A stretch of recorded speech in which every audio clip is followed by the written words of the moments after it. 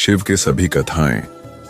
भगवान शंकर के पूर्ण रूप काल भैरव एक बार सुमेरु पर्वत पर बैठे हुए ब्रह्मा जी के पास जाकर देवताओं ने उनसे अविनाशी तत्व बताने का अनुरोध किया। शिव जी की माया से मोहित ब्रह्मा जी उस तत्व को न जानते हुए भी इस प्रकार कहने लगे, मैं ही इस संसार को उत्पन्न करने वाला स्वयंभू अजन्मा एकमात्र ईश्वर अनादि भक्ति ब्रह्म घोर निरंजन आत्मा हूं।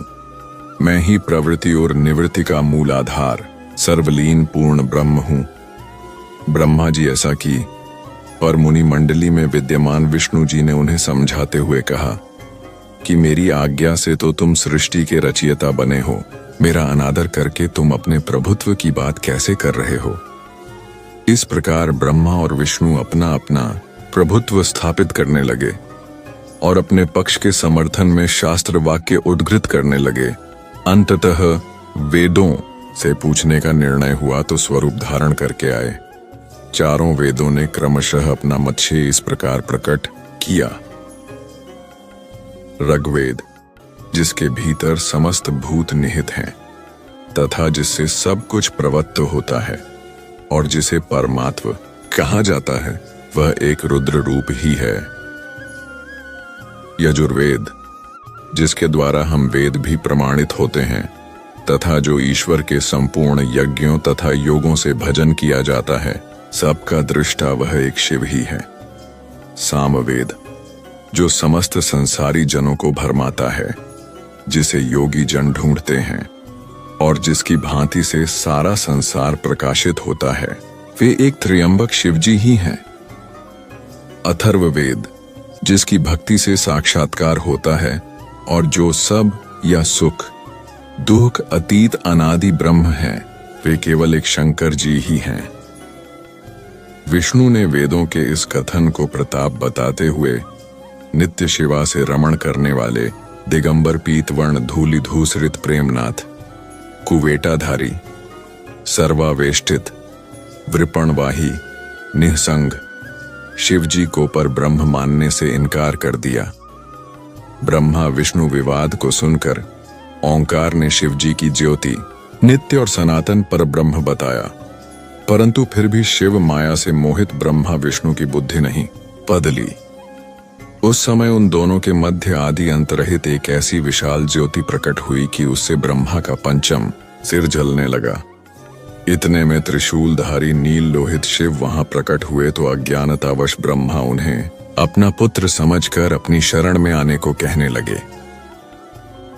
ब्रह्मा की संपूर्ण बातें सुनकर शिव जी अत्यंत क्रुद्ध हुए और उन्होंने तत्काल भैरव को प्रकट कर उससे ब्रह्मा पर शासन करने का आदेश दिया। आज्ञा का पालन करते हुए भैरव ने अपनी बाईं उंगली के नखाग्र से ब्रह्मा जी का पंचम सिर काट डाला।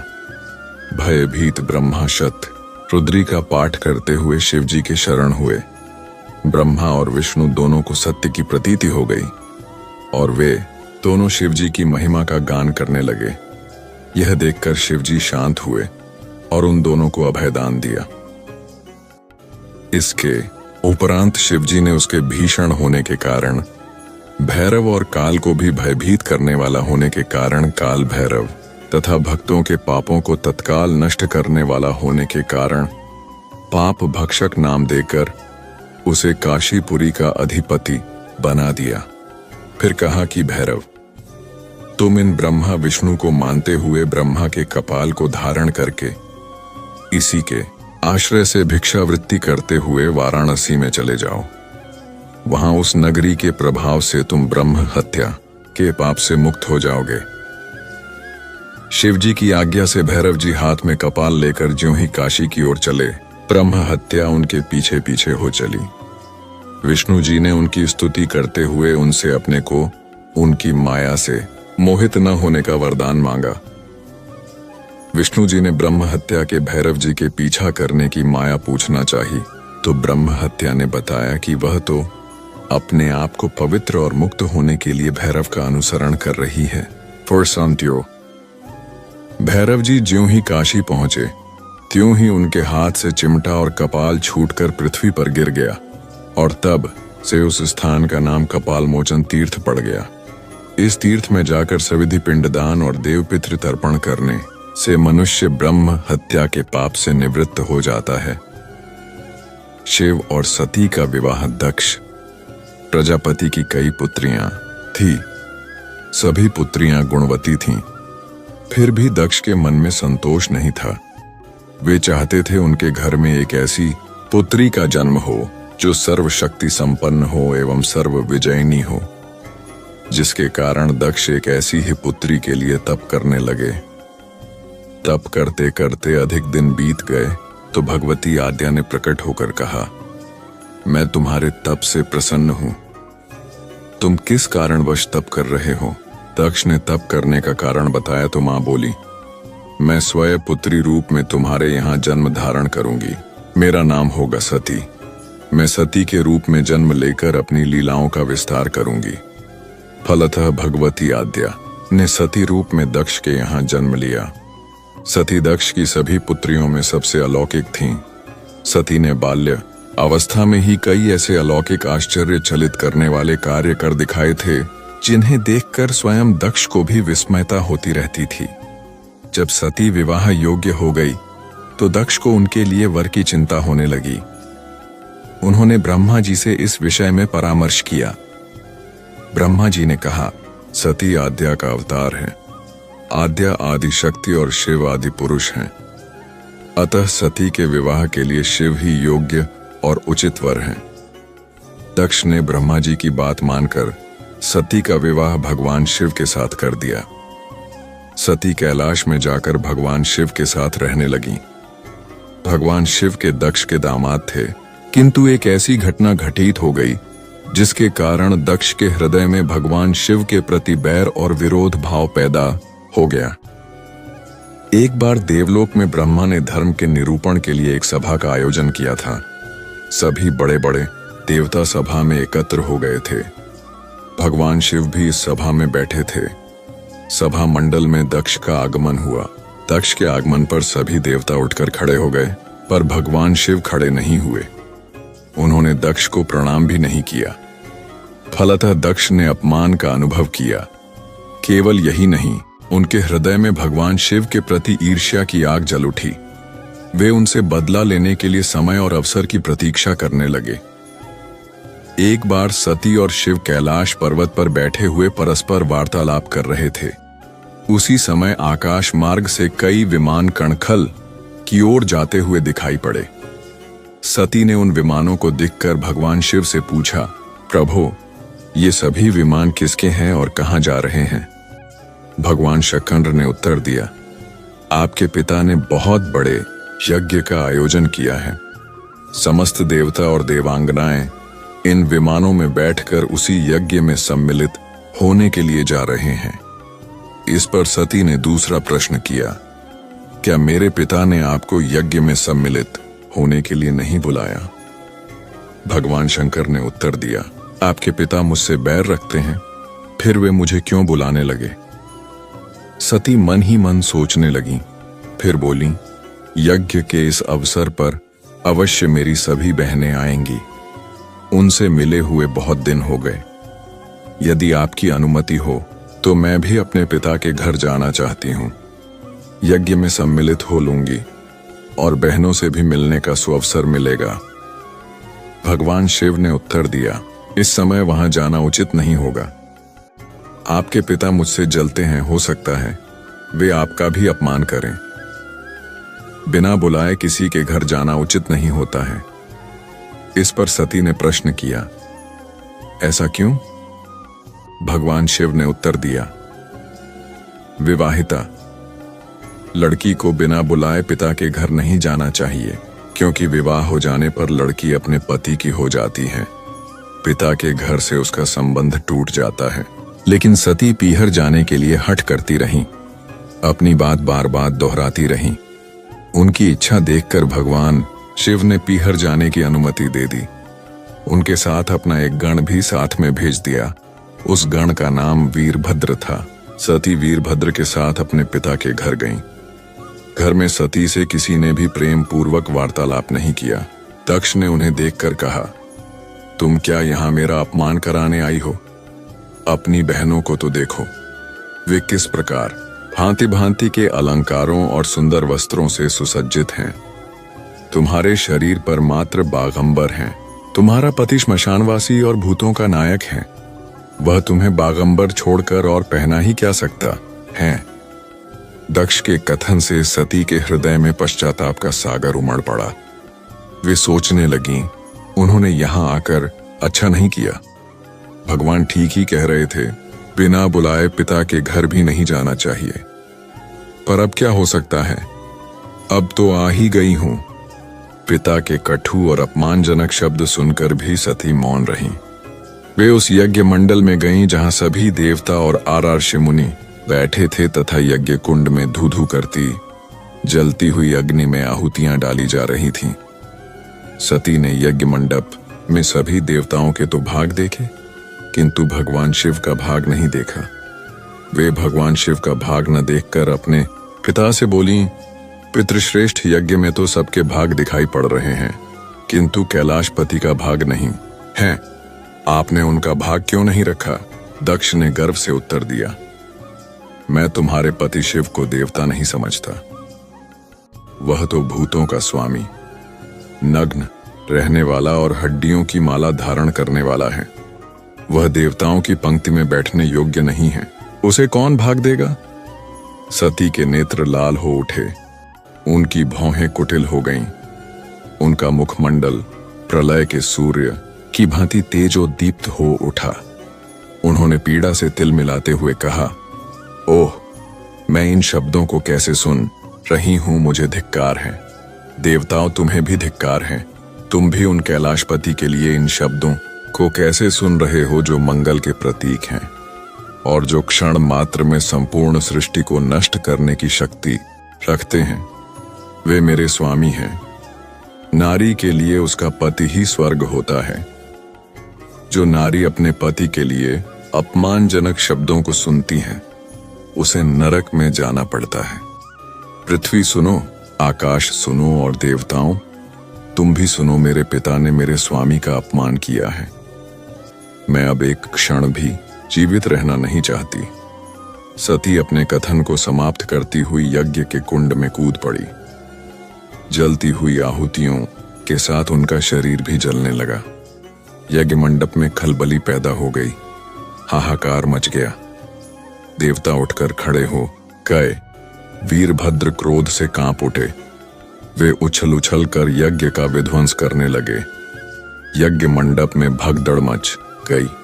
देवता और आर्षि मुनि भाग खड़े हुए। वीरभद्र ने देखते ही देखते दक्ष का मस्तक काटकर फेंक दिया। समाचार भगवान शिव के कानों में भी पड़ा। वे प्रचंड आंधी की भांति कणखल जा पहुंचे। सती के जले हुए शरीर को देखकर भगवान शिव ने अपने आप को भूल गए। सती के प्रेम और उनकी भक्ति ने शंकर के मन को व्याकुल कर दिया। उन शंकर के मन को व्याकुल कर दिया जिन्होंने काम पर भी विजय प्राप्त की थी और जो सारी सृष्टि को नष्ट करने की क्षमता रखते थे। वे सती के प्रेम में खो गए, बेसुध हो गए। भगवान शिव ने उन्मत्त की भांति सती के जले हुए शरीर को कंधे पर रख लिया। वे सभी दिशाओं में भ्रमण करने लगे। शिव और सती के इस अलौकिक प्रेम को देखकर पृथ्वी रुक गई, हवा रुक गई, जल का प्रवाह ठहर गया और रुक गईं देवताओं की सांसें। सृष्टि व्याकुल हो उठी। सृष्टि के प्राणी पुकारने लगे, पाहि माम। भयानक संकट उपस्थित देखकर सृष्टि के पालक भगवान विष्णु आगे बढ़े। वे भगवान शिव की बेसुधी में अपने चक्र से सती के एक एक अंग को काट काट कर गिराने लगे। धरती पर 51 स्थानों में सती के अंग कट कट कर गिरे। जब सती के सारे अंग कट कर गिर गए तो भगवान शिव पुनः अपने आप में आए। जब वे अपने आप में आए तो पुनः सृष्टि के सारे कार्य चलने लगे।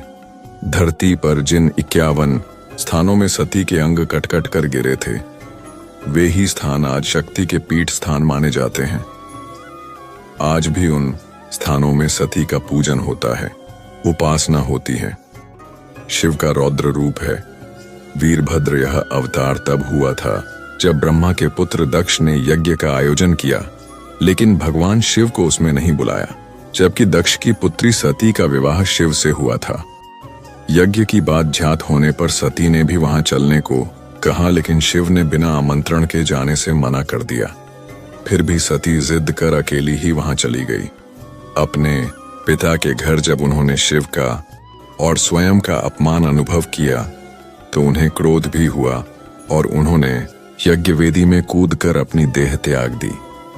जब भगवान शिव को यह पता हुआ तो उन्होंने क्रोध में अपने सिर से एक जटा उखाड़ी और उसे रोषपूर्वक पर्वत के ऊपर पटक दिया। उस जटा के पूर्व भाग से महाभयंकर वीरभद्र प्रकट हुए।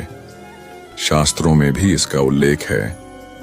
क्रुद्ध सुदष्टष्ठपुट स धूर्जटिर्जटां तडिद्व हलिष्टोग्ररोचिषम् उत्कृत्य रुद्र सहसोत्थितो हसन गंभीरनादो विससर्जतां भुवि ततोतिकाय स्तनुवा स्पृशन दिवम। श्रीमद्भागवत 4:5-1 अर्थात सती के प्राण त्यागने से दुखी भगवान शिव ने उग्र रूप धारण कर क्रोध में अपने होंठ चबाते हुए अपनी एक जटा उखाड़ ली जो बिजली और आग की लपट के समान दीप्त हो रही थी। सहसा खड़े होकर उन्होंने गंभीर अट्टहास के साथ जटा को पृथ्वी पर पटक दिया। इसी से महाभयंकर वीरभद्र प्रकट हुए। भगवान शिव के वीरभद्र अवतार का हमारे जीवन में बहुत महत्व है। यह अवतार हमें संदेश देता है कि शक्ति का प्रयोग वहीं करें जहां उसका सदुपयोग हो। वीरों के दो वर्ग होते हैं, भद्र एवं अभद्र वीर। राम, अर्जुन और भीम वीर थे। रावण, दुर्योधन और कर्ण भी वीर थे, लेकिन पहला भद्र सभ्य वीर वर्ग और दूसरा अभद्र असभ्य वीर वर्ग है। सभ्य वीरों का काम होता है हमेशा धर्म के पथ पर चलना तथा निसहायों की सहायता करना। वहीं असभ्य वीर वर्ग सदैव अधर्म के मार्ग पर चलते हैं तथा निशक्तों को परेशान करते हैं। भद्र का अर्थ होता है कल्याणकारी। अतः वीरता के साथ भद्रता की अनिवार्यता इस अवतार से प्रतिपादित होती। ऐसे हुई क्यादिन शक्तिपीठों की स्थापना ब्रह्मा के पुत्र प्रजापति दक्ष की पुत्री सती से भगवान शिव का विवाह हुआ। कुछ समय बाद दक्ष को पूरे ब्रह्मांड का अधिपति बना दिया गया। इससे दक्ष में अभिमान आ गया। वह अपने आप को सर्वश्रेष्ठ समझने लगा।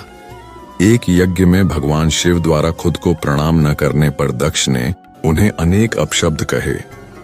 दक्ष ने शिव को शाप दिया कि उन्हें देव यज्ञ में उनका हिस्सा नहीं मिलेगा।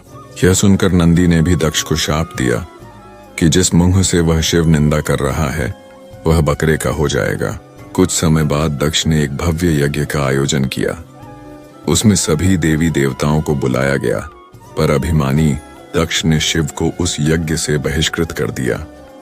किसी तरह सती को यह पता चला तो उन्होंने शिव से उस यज्ञ में जाने की अनुमति मांगी। पहले तो शिव ने उन्हें समझाया, पर जब वे नहीं मानी तो उन्होंने सती को वहां जाने की अनुमति दे दी। सती अपने पिता के घर पहुंची तो दक्ष ने उनसे आंखें फेर लीं। सती यज्ञ में शिव का भाग न देखकर रुष्ट हो गईं और सभी को बुरा भला कहने लगीं। यह सुनकर दक्ष ने भी शिव निंदा प्रारंभ कर दी। यह सुनकर सती को बड़ा दुख हुआ और उन्होंने योगाग्नि से अपने शरीर को भस्म कर दिया। यह देखकर शिव के गणों ने दक्ष यज्ञ पर हमला कर दिया, पर देवताओं ने उन्हें वहां से भगा दिया। वे शिव के पास गए और सारी घटना सुना दी।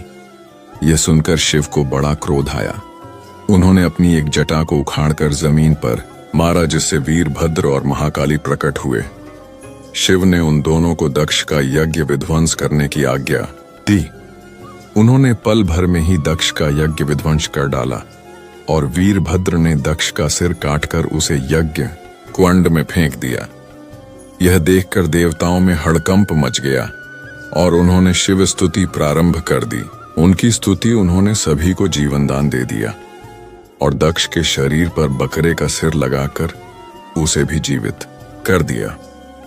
बाद में शिव की अनुमति से दक्ष ने अपना यज्ञ पूरा किया। अपनी प्रिय पत्नी के शव को लेकर शिव पूरे ब्रह्मांड में घूमने लगे। उनके प्रताप से सारी सृष्टि जलने लगी। तब विष्णु ने अपने सुदर्शन चक्र से सती के शरीर के 51 टुकड़े कर दिए। ये टुकड़े जहां जहां गिरे वहां शक्तिपीठों की स्थापना हुई। तब सती का पूरा शरीर कटकर गिर गया तो भगवान बहुत दुखी हुए और कैलाश पर जाकर एकांत में समाधि ले ली।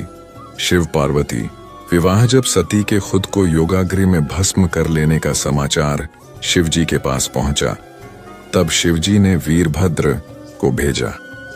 उन्होंने वहां जाकर यज्ञ विध्वंस कर डाला और सब देवताओं को यथोचित फल दिया।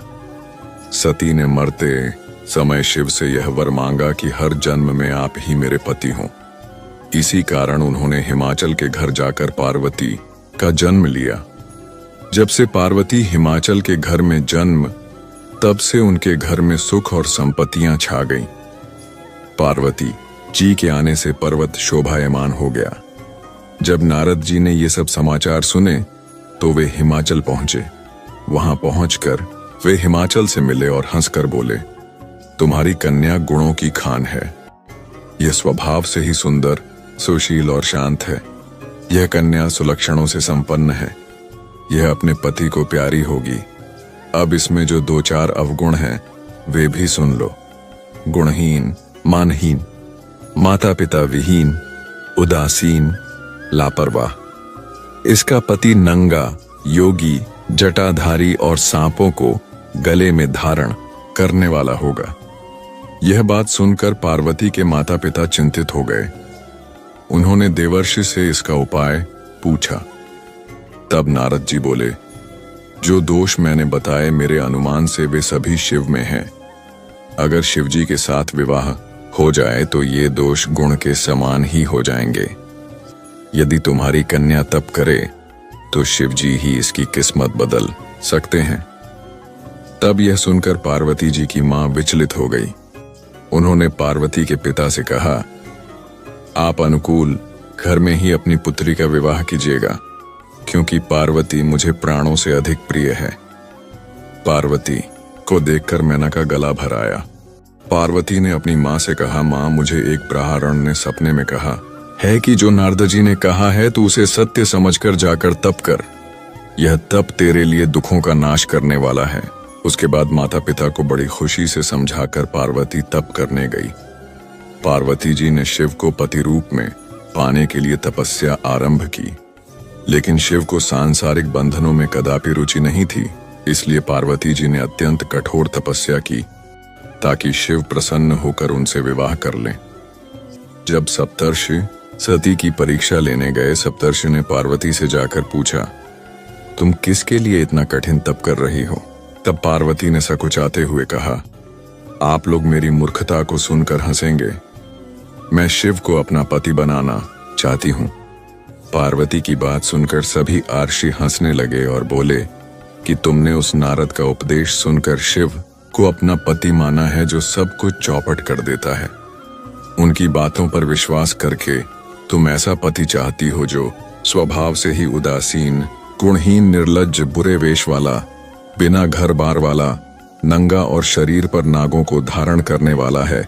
ऐसे फर के मिलने से कहो तुम्हें क्या सुख मिलेगा। अब हमारा कहा मानो हमने तुम्हारे लिए बहुत अच्छा वर चुना है। हमने तुम्हारे लिए जो वर चुना है वह लक्ष्मी का स्वामी और वैकुंठपुरी का रहने वाला है। तब पार्वती उनकी बात सुनकर बोली, कहाँ है कि मेरा हठ भी पर्वत के ही समान मजबूत है। मैं अपना यह जन्म शिव के लिए हार चुकी हूँ। मेरी तो करोड़ जन्मों तक यही जिद रहेगी। पार्वती की यह बात सुनकर सभी आर्षि बोले, आप माया हैं और शिव भगवान हैं। आप दोनों समस्त जगत के माता पिता हैं। यह कहकर सप्तर्षि पार्वती को प्रणाम करके वहां से चले गए। पार्वती जी की दृढ़ निष्ठा ने जीत लिया। शिवजी का मन वर्षों तपस्या करने के बाद एक दिन पार्वती जी के पास एक ब्रह्मचारी आया। वह ब्रह्मचारी तपस्विनी पार्वती का अग्र्य स्वीकार करने से पूर्व बोल उठा, तुम्हारे जैसी सुकुमारी क्या तपस्या के योग्य है? मैंने दीर्घ काल तक तप किया है। चाहो तो मेरा आधा या पूरा तप ले लो, किंतु तुम इतनी कठिन तपस्या मत करो। तुम चाहो तो त्रिभुवन के स्वामी भगवान विष्णु भी किंतु पार्वती ने ऐसा उपेक्षा का भाव दिखाया कि ब्रह्मचारी 2 क्षण को रुक गया। फिर बोला, योग्य वर में 3 गुण देखे जाते हैं, सौंदर्य, कुलीनता और संपत्ति। इन तीनों में से शिव के पास एक भी नहीं है। नीलकंठ, त्रिलोचन, जटाधारी, विभूति पोते, सांप लपेटे शिव में तुम्हें कहीं सौंदर्य दिखता है? उनकी संपत्ति का तो कहना ही क्या, नग्न रहते हैं। बहुत हुआ तो चर्म चमड़ा लपेट लिया। कोई नहीं जानता कि उनकी उत्पत्ति कैसे हुई। ब्रह्मचारी पता नहीं क्या क्या कहता रहा, किंतु अपने आराध्य की निंदा पार्वती को अच्छी नहीं लगी। अतः वे अन्यत्र जाने को उठ खड़ी हुईं। तब शिव उनकी निष्ठा देख ब्रह्मचारी रूप त्याग प्रकट हुए और उनसे विवाह किया। जहां दृढ़ लगन, कष्ट सहने का साहस और अटूट आत्मविश्वास हो, वहां लक्ष्य की प्राप्ति अवश्य होती है। शिव विवाह पार्वती अपने तप को पूर्ण होते देख घर लौट आईं और अपने माता पिता से सारा वृत्तांत कह सुनाया। अपनी दुलारी पुत्री की कठोर तपस्या को फलीभूत होता देखकर माता पिता के आनंद का ठिकाना नहीं रहा। उधर शंकर जी ने सप्तर्षियों को विवाह का प्रस्ताव लेकर हिमालय के पास भेजा और इस प्रकार विवाह की शुभ तिथि निश्चित हुई। सप्तर्षियों द्वारा विवाह की तिथि निश्चित कर दिए जाने के बाद भगवान शंकर जी ने नारद जी द्वारा सारे देवताओं को विवाह में सम्मिलित होने के लिए आदर पूर्वक निमंत्रित किया और अपने गणों को बारात की तैयारी करने का आदेश दिया। उनके इस आदेश से अत्यंत प्रसन्न होकर गणेश्वर शंखकर्ण, केकराक्ष, विकृत विशाख, विकृतानंद, दुंदुभ, कपाल, कुंडक, काकपादोदर, मधुपिंग, प्रमथ, वीरभद्र आदि गणों के अध्यक्ष अपने अपने गणों को साथ लेकर चल पड़े। नंदी, क्षेत्रपाल, भैरव आदि गणराज भी कोटि कोटि गणों के साथ निकल पड़े। ये सभी 3 नेत्रों वाले थे। सबके मस्तक पर चंद्रमा और गले में नीले चिन्ह थे। सभी ने रुद्राक्ष के आभूषण पहन रखे थे। सभी के शरीर पर उत्तम भस्म पुती हुई थी। इन गणों के साथ शंकर जी के भूतों, प्रेतों, पिशाचों की सेना भी आकर सम्मिलित हो गई। इनमें डाकनी, शाकिनी, यातुधान, वेताल, ब्रह्म राक्षस आदि भी शामिल थे। इन सभी के रूप, रंग, आकार प्रकार, चेष्टाएं, वेशभूषा, हाव भाव आदि सभी कुछ अत्यंत विचित्र थे। किसी के मुख ही नहीं था और किसी के बहुत से मुख थे। कोई बिना हाथ पैर के ही था तो कोई बहुत से हाथ पैरों वाला था। किसी के बहुत सी आंखें थीं और किसी के पास एक भी आंख नहीं थी। किसी का मुख गधे की तरह, किसी का सियार की तरह, किसी का कुत्ते की तरह था। उन सब ने अपने अंगों में ताजा खून लगा रखा था। कोई अत्यंत पवित्र और कोई अत्यंत विभत्स तथा अपवित्र गणवेश धारण किए हुए था। उनके आभूषण बड़े ही डरावने थे। उन्होंने हाथ में नर कपाल ले रखा था। वे सब के सब अपनी तरंग में मस्त होकर नाचते गाते और मौज उड़ाते हुए महादेव शंकर जी के चारों ओर एकत्रित हो गए। चंडी देवी बड़ी प्रसन्नता के साथ उत्सव मनाती हुई भगवान रुद्रदेव की बहन बनकर वहां आ पहुंची। उन्होंने सर्पों के आभूषण पहन रखे थे। वे प्रेत पर बैठकर अपने मस्तक पर सोने का कलश धारण किए हुए थीं। धीरे धीरे वहां सारे देवता भी एकत्र हो गए। उस देव मंडली के बीच में भगवान श्री विष्णु गरुड़ पर विराजमान थे। पितामह ब्रह्मा जी भी उनके पास में मूर्तिमान वेदों, शास्त्रों, पुराणों, आगमों, सनकाद महासिद्धों, प्रजापतियों, पुत्रों तथा कई परिजनों के साथ उपस्थित थे। देवराज इंद्र भी कई आभूषण पहन अपने ऐरावत गज पर बैठ वहां पहुंचे थे। सभी प्रमुख आर्षि भी वहां आ गए थे। तुम्बुरु, नारद, हाहा और हूहू आदि श्रेष्ठ गंधर्व तथा किन्नर भी शिवजी की बारात की शोभा बढ़ाने के लिए वहां पहुंच गए थे। इनके साथ ही सभी जगन माताएं, देवकन्याएं, देवियाओं तथा पवित्र देवांगनाएं भी वहां आ गई थीं। इन सभी के वहां मिलने के बाद भगवान शंकर जी अपने स्फुटिक जैसे उज्ज्वल सुंदर वृषभ पर सवार हुए। दूल्हे के वेश में शिवजी की शोभा निराली ही छटक रही थी। इस दिव्य और विचित्र बारात के प्रस्थान के समय डमरुओं की डमडम, शंखों के गंभीर नाद, ऋषियों महर्षियों के मंत्रोच्चार, यक्षों, किन्नरों, गंधर्वों के सरस गायन और देवांगनाओं के मनमोहक नृत्य और मंगल गीतों की गूंज से तीनों लोक परिव्याप्त हो उठे। उधर हिमालय ने विवाह के लिए बड़ी धूमधाम से तैयारियां की और शुभ लग्न में शिवजी की बारात हिमालय के द्वार पर आ लगी। पहले तो शिवजी का विकट रूप तथा उनकी भूत प्रेतों की सेना को देखकर मैना बहुत डर गईं और उन्हें अपनी कन्या का पाणी ग्रहण कराने में आनाकानी करने लगीं। पीछे से जब उन्होंने शंकर जी का करोड़ों कामदेवों को लजाने वाला 16 वर्ष की अवस्था का परम लावण्यमय रूप देखा तो वे देह गेह की सुधि भूल गईं और शंकर पर अपनी कन्या के साथ ही साथ अपनी आत्मा को भी न्यौछावर कर दिया। हर गौरी का विवाह आनंद पूर्वक संपन्न हुआ। हिमाचल ने कन्यादान दिया। विष्णु भगवान तथा अन्यान्य देव और देव रमणियों ने नाना प्रकार के उपहार भेंट किए। ब्रह्मा जी ने वेदोक्त रीति से विवाह करवाया। सब लोग अमित उत्साह से भरे अपने अपने स्थानों को लौट गए। भगवती तुलसी की कथा एक बार देवराज इंद्र देवगुरु बृहस्पति के साथ भगवान शिव का दर्शन करने कैलाश गए।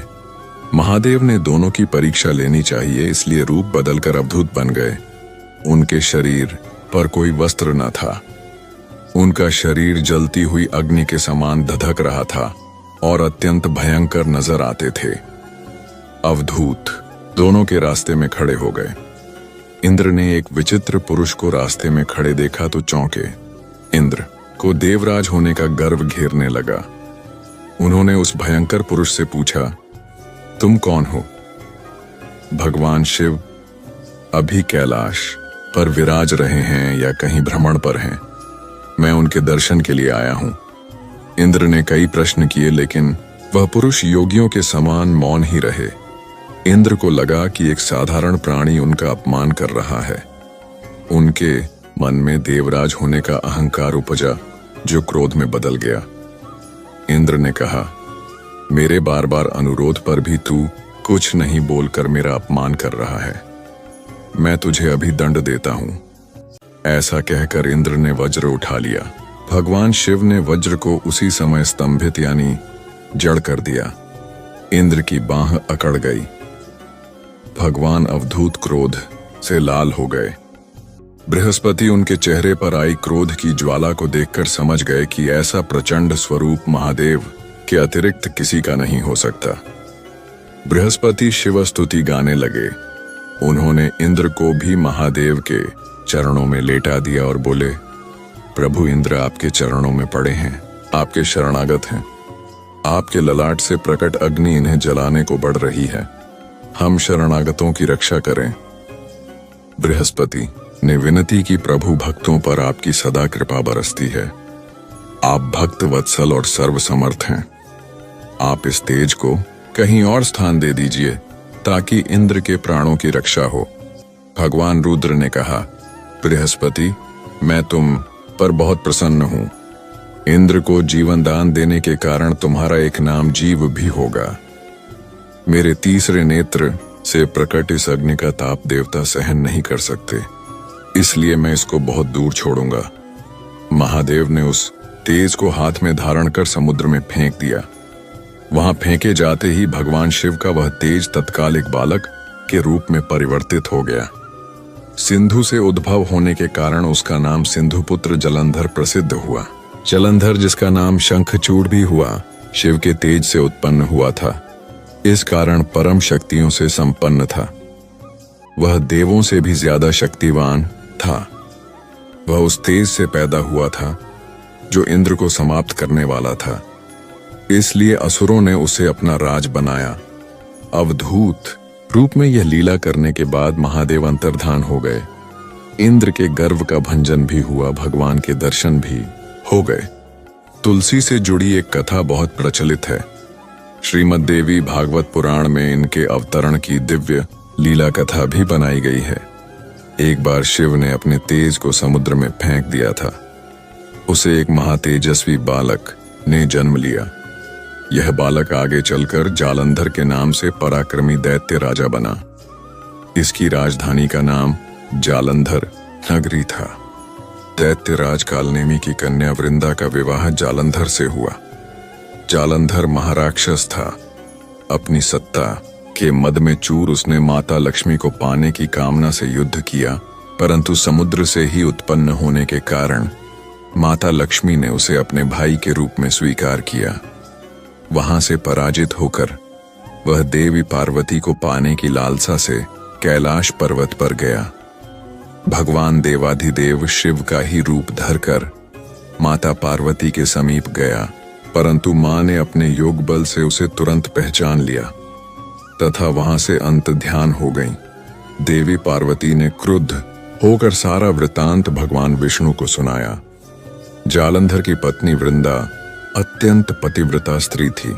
उसी के पतिव्रत धर्म की शक्ति से जालंधर न तो मारा जाता था और न ही पराजित होता था। इसीलिए जालंधर का नाश करने के लिए वृंदा के पतिव्रत धर्म को भंग करना बहुत जरूरी था। इसी कारण भगवान विष्णु आशी का वेश धारण कर वन में जा पहुंचे, जहां वृंदा अकेली भ्रमण कर रही थी। भगवान के साथ 2 मायावी राक्षस भी थे, जिन्हें देखकर वृंदा भयभीत हो गई। आशी ने वृंदा के सामने पल में दोनों को भस्म कर दिया।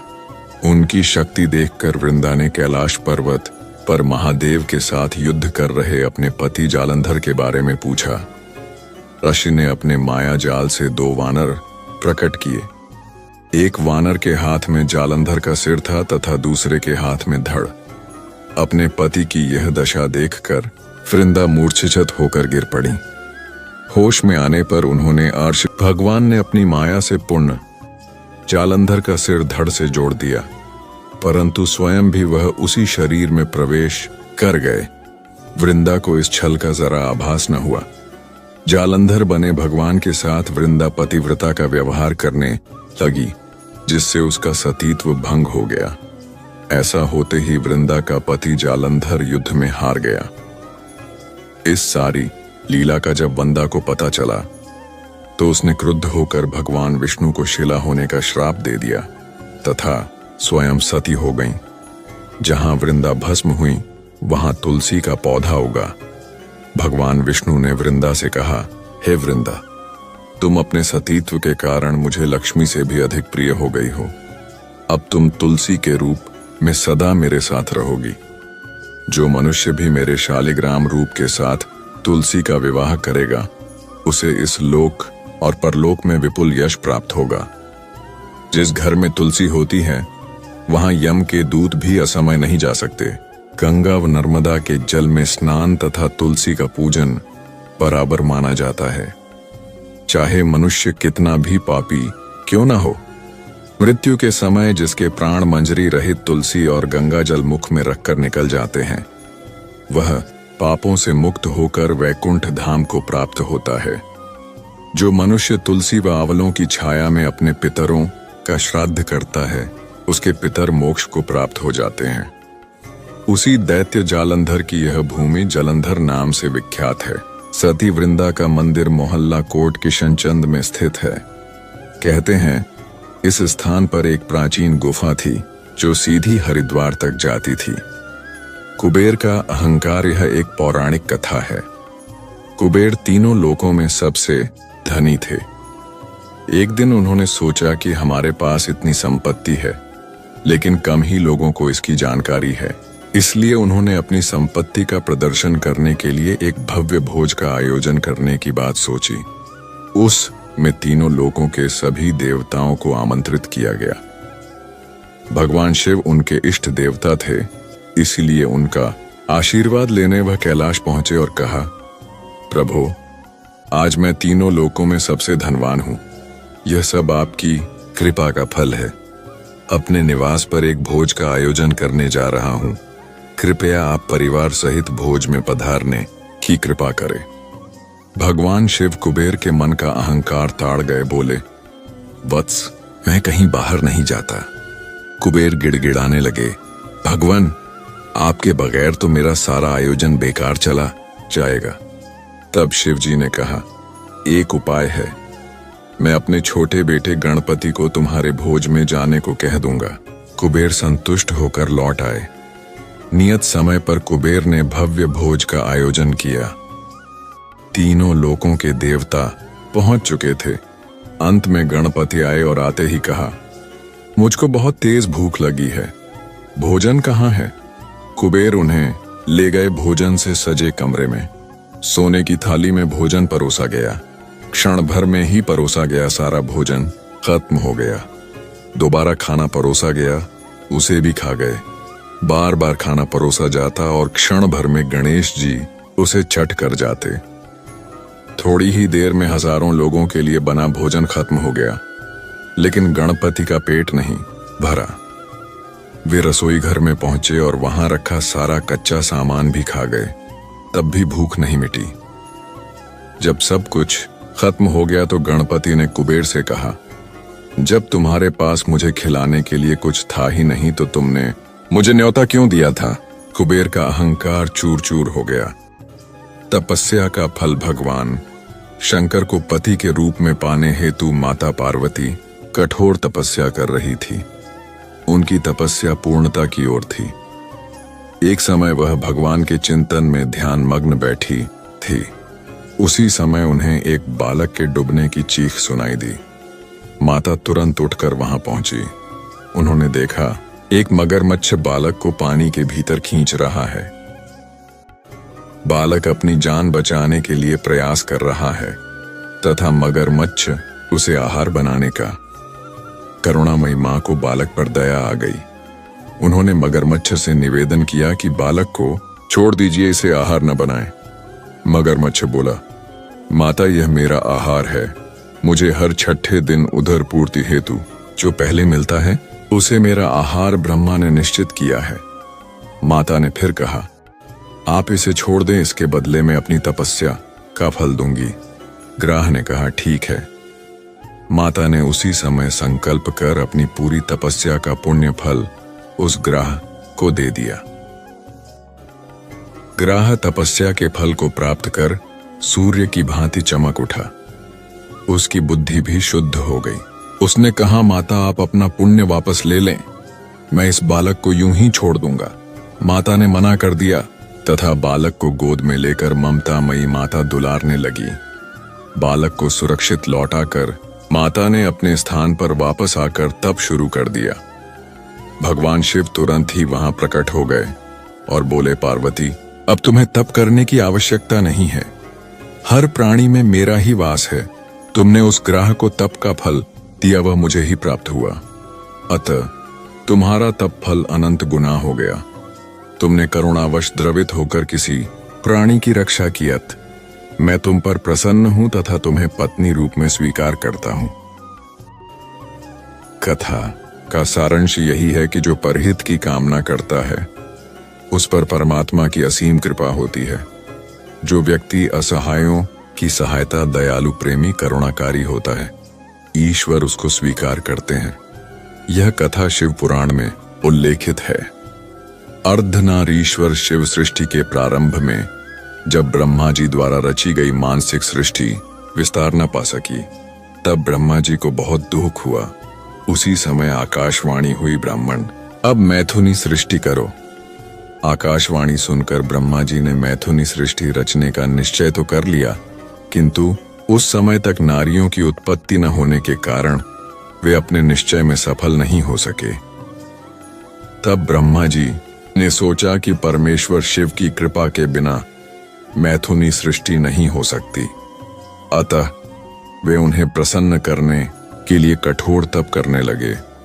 बहुत दिनों तक ब्रह्मा जी अपने हृदय में प्रेम पूर्वक महेश्वर शिव का ध्यान करते रहे। उनके तीव्र तप से प्रसन्न होकर भगवान उमा महेश्वर ने उन्हें अर्धनारीश्वर रूप में दर्शन दिया। महेश्वर शिव ने कहा, पुत्र ब्रह्मा, तुमने प्रजाओं की वृद्धि के लिए जो कठिन तप किया है उसे मैं परम प्रसन्न हूं। मैं तुम्हारी इच्छा अवश्य पूरी करूंगा। ऐसा कहकर शिवजी ने अपने शरीर के आधे भाग से उमा देवी को अलग कर दिया। ब्रह्मा ने कहा, एक उचित सृष्टि निर्मित करने में अब तक मैं असफल रहा हूं। मैं अब स्त्री पुरुष के समागम से मैं प्रजाओं को उत्पन्न कर सृष्टि का विस्तार करना चाहता हूं। परमेश्वरी शिवा ने अपनी भौहों के मध्य भाग से अपने ही समान कांतिमती एक शक्ति प्रकट की। सृष्टि निर्माण के लिए शिव की वह शक्ति ब्रह्मा जी की प्रार्थना के अनुसार दक्ष की पुत्री हो गई। इस प्रकार ब्रह्मा जी को उपकृत कर तथा अनुपम शक्ति देकर देवी शिवा महादेव जी के शरीर में प्रविष्ट हो गईं। यही अर्धनारीश्वर शिव का रहस्य है और इसी से आगे सृष्टि का संचालन हो पाया, जिसके नियामक शिव शक्ति ही हैं। समुद्र मंथन कथा में एक बार की बात है। शिव जी के दर्शनों के लिए दुर्वासा आराशी अपने शिष्यों के साथ कैलाश जा रहे थे। मार्ग में उन्हें देवराज इंद्र मिले। इंद्र ने दुर्वासा आर्षि और उनके शिष्यों को भक्तिपूर्वक प्रणाम किया। तब दुर्वासा ने इंद्र को आशीर्वाद देकर विष्णु भगवान का पारिजात पुष्प प्रदान किया। इंद्रासन के गर्भ में चूर इंद्र ने उस पुष्प को अपने ऐरावत हाथी के मस्तक पर रख दिया। उस पुष्प का स्पर्श होते ही ऐरावत सहसा विष्णु भगवान के समान तेजस्वी हो गया। उसने इंद्र का परित्याग कर दिया और उस दिव्य पुष्प को कुचलते हुए वन की ओर चला गया। इंद्र द्वारा भगवान विष्णु के पुष्प का तिरस्कार होते देखकर दुर्वासा आर्षि के क्रोध की सीमा न रही। उन्होंने देवराज इंद्र को श्री लक्ष्मी से हीन हो जाने का शाप दे दिया। दुर्वासा मुनि के शाप के फलस्वरूप लक्ष्मी उसी क्षण स्वर्गलोक को छोड़कर अदृश्य हो गईं। लक्ष्मी के चले जाने से इंद्र आदि देवता निर्बल और श्रीहीन हो गए। उनका वैभव लुप्त हो गया। इंद्र को बलहीन जानकर दैत्यों ने स्वर्ग पर आक्रमण कर दिया और देवगण को पराजित करके स्वर्ग के राज्य पर अपनी परचम फहरा दिया। तब इंद्र देव गुरु बृहस्पति और अन्य देवताओं के साथ ब्रह्मा जी की सभा में उपस्थित हुए। तब ब्रह्मा जी बोले, देवेंद्र, भगवान विष्णु के भोगरूपी पुष्प का अपमान करने के कारण रुष्ट होकर भगवती लक्ष्मी तुम्हारे पास से चली गई हैं। उन्हें पुनः प्रसन्न करने के लिए तुम भगवान नारायण की कृपा दृष्टि प्राप्त करो। उनके आशीर्वाद से तुम्हें खोया वैभव पुनः मिल जाएगा। इस प्रकार ब्रह्मा जी ने इंद्र को आश्वस्त किया और उन्हें लेकर भगवान विष्णु की शरण में पहुंचे। वहां पर ब्रह्म भगवान विष्णु भगवती लक्ष्मी के साथ विराजमान थे। देवगण भगवान विष्णु की स्तुति करते हुए बोले, भगवान, आपके श्री चरणों में हमारा बारंबार प्रणाम। भगवान, हम सब जिस उद्देश्य से आपकी शरण में आए हैं, कृपा करके आप उसे पूरा कीजिए। दुर्वासा आर्षि के शाप के कारण माता लक्ष्मी हमसे रूठ गई हैं और दैत्यों ने हमें पराजित कर स्वर्ग पर अधिकार कर लिया है। अब हम आपकी शरण में हैं, हमारी रक्षा कीजिए। भगवान विष्णु त्रिकालदर्शी हैं। वे पल भर में ही देवताओं के मन की बात जान गए। तब वे देवगण से बोले, देवगण, मेरी बात ध्यानपूर्वक सुने, क्योंकि केवल यही तुम्हारे कल्याण का उपाय है। दैत्यों पर इस समय काल की विशेष कृपा है, इसीलिए जब तक तुम्हारे उत्कर्ष और दैत्यों के पतन का समय नहीं आता, तब तक तुम उनसे संधि कर लो। क्षीर सागर के गर्भ में अनेक दिव्य पदार्थों के साथ साथ अमृत भी छिपा है। उसे पीने वाले के सामने मृत्यु भी पराजित हो जाती है। इसके लिए तुम्हें समुद्र मंथन करना होगा। यह कार्य अत्यंत दुष्कर है, अतः इस कार्य में दैत्यों से सहायता लो। कूटनीति भी यही कहती है कि आवश्यकता पड़ने पर शत्रुओं को भी मित्र बना लेना चाहिए। तत्पश्चात अमृत पीकर अमर हो जाओ, तब दुष्ट दैत्य भी तुम्हारा अहित नहीं कर सकेंगे। देवगण वे जो शर्त रखें उसे स्वाकीर कर लें। यह बात याद रखें कि शांति से सभी कार्य बन जाते हैं, क्रोध करने से कुछ नहीं होता। भगवान विष्णु के परामर्श के अनुसार इंद्रादि देवगण दैत्यराज बलि के पास संधि का प्रस्ताव लेकर गए और उन्हें अमृत के बारे में बताकर समुद्र मंथन के लिए तैयार कर लिया। समुद्र मंथन के लिए समुद्र में मंदराचल को स्थापित कर वासुकी नाग को रस्सी बनाया गया। तत्पश्चात दोनों पक्ष अमृत प्राप्ति के लिए समुद्र मंथन करने लगे। अमृत पाने की इच्छा से सभी बड़े जोश और वेग से मंथन कर रहे थे। सहसा तभी समुद्र में से कालकूट नामक भयंकर विष निकला। उस विष की अग्नि से 10 दिशाएं जलने लगीं। समस्त प्राणियों में हाहाकार मच गया। उस विष की ज्वाला से सभी देवता तथा दैत्य जलने लगे और उनकी कांति फीकी पड़ डिशने लगी। इस पर सभी ने मिलकर भगवान शंकर की प्रार्थना की। उनकी प्रार्थना पर महादेव जी उस विष को हथेली पर रखकर उसे पी गए, किंतु उसे कंठ से नीचे नहीं उतरने दिया। उस कालकूट विष के प्रभाव से शिवजी का कंठ नीला पड्डियच गया, इसीलिए महादेव जी को नीलकंठ कहते हैं। उनकी हथेली से थोड़ा सा विष पृथ्वी पर टपक गया था, जिसे सांप, बिच्छू आदि विषैले जंतुओं ने ग्रहण कर लिया। विष को शंकर भगवान के द्वारा पान कर लेने के पश्चात फिर से समुद्र मंथन प्रारंभ हुआ। दूसरा रत्न कामधेनु गाय निकली, जिसे ऋषियों ने रख लिया। फिर उच्चैश्रवा घोड़ा निकला, जिसे दैत्यराज बलि ने रख लिया। उसके बाद ऐरावत हाथी निकला, जिसे देवराज इंद्र ने ग्रहण किया। ऐरावत के पश्चात कौस्तुभमणि समुद्र से निकली, उसे विष्णु भगवान ने रख लिया। फिर कल्पद्रुम निकला और रंभा नामक अप्सरा निकली। इन दोनों को देवलोक में रख लिया गया। आगे फिर समुद्र को मथने से लक्ष्मी जी निकली। लक्ष्मी जी ने स्वयं ही भगवान विष्णु को वर लिया।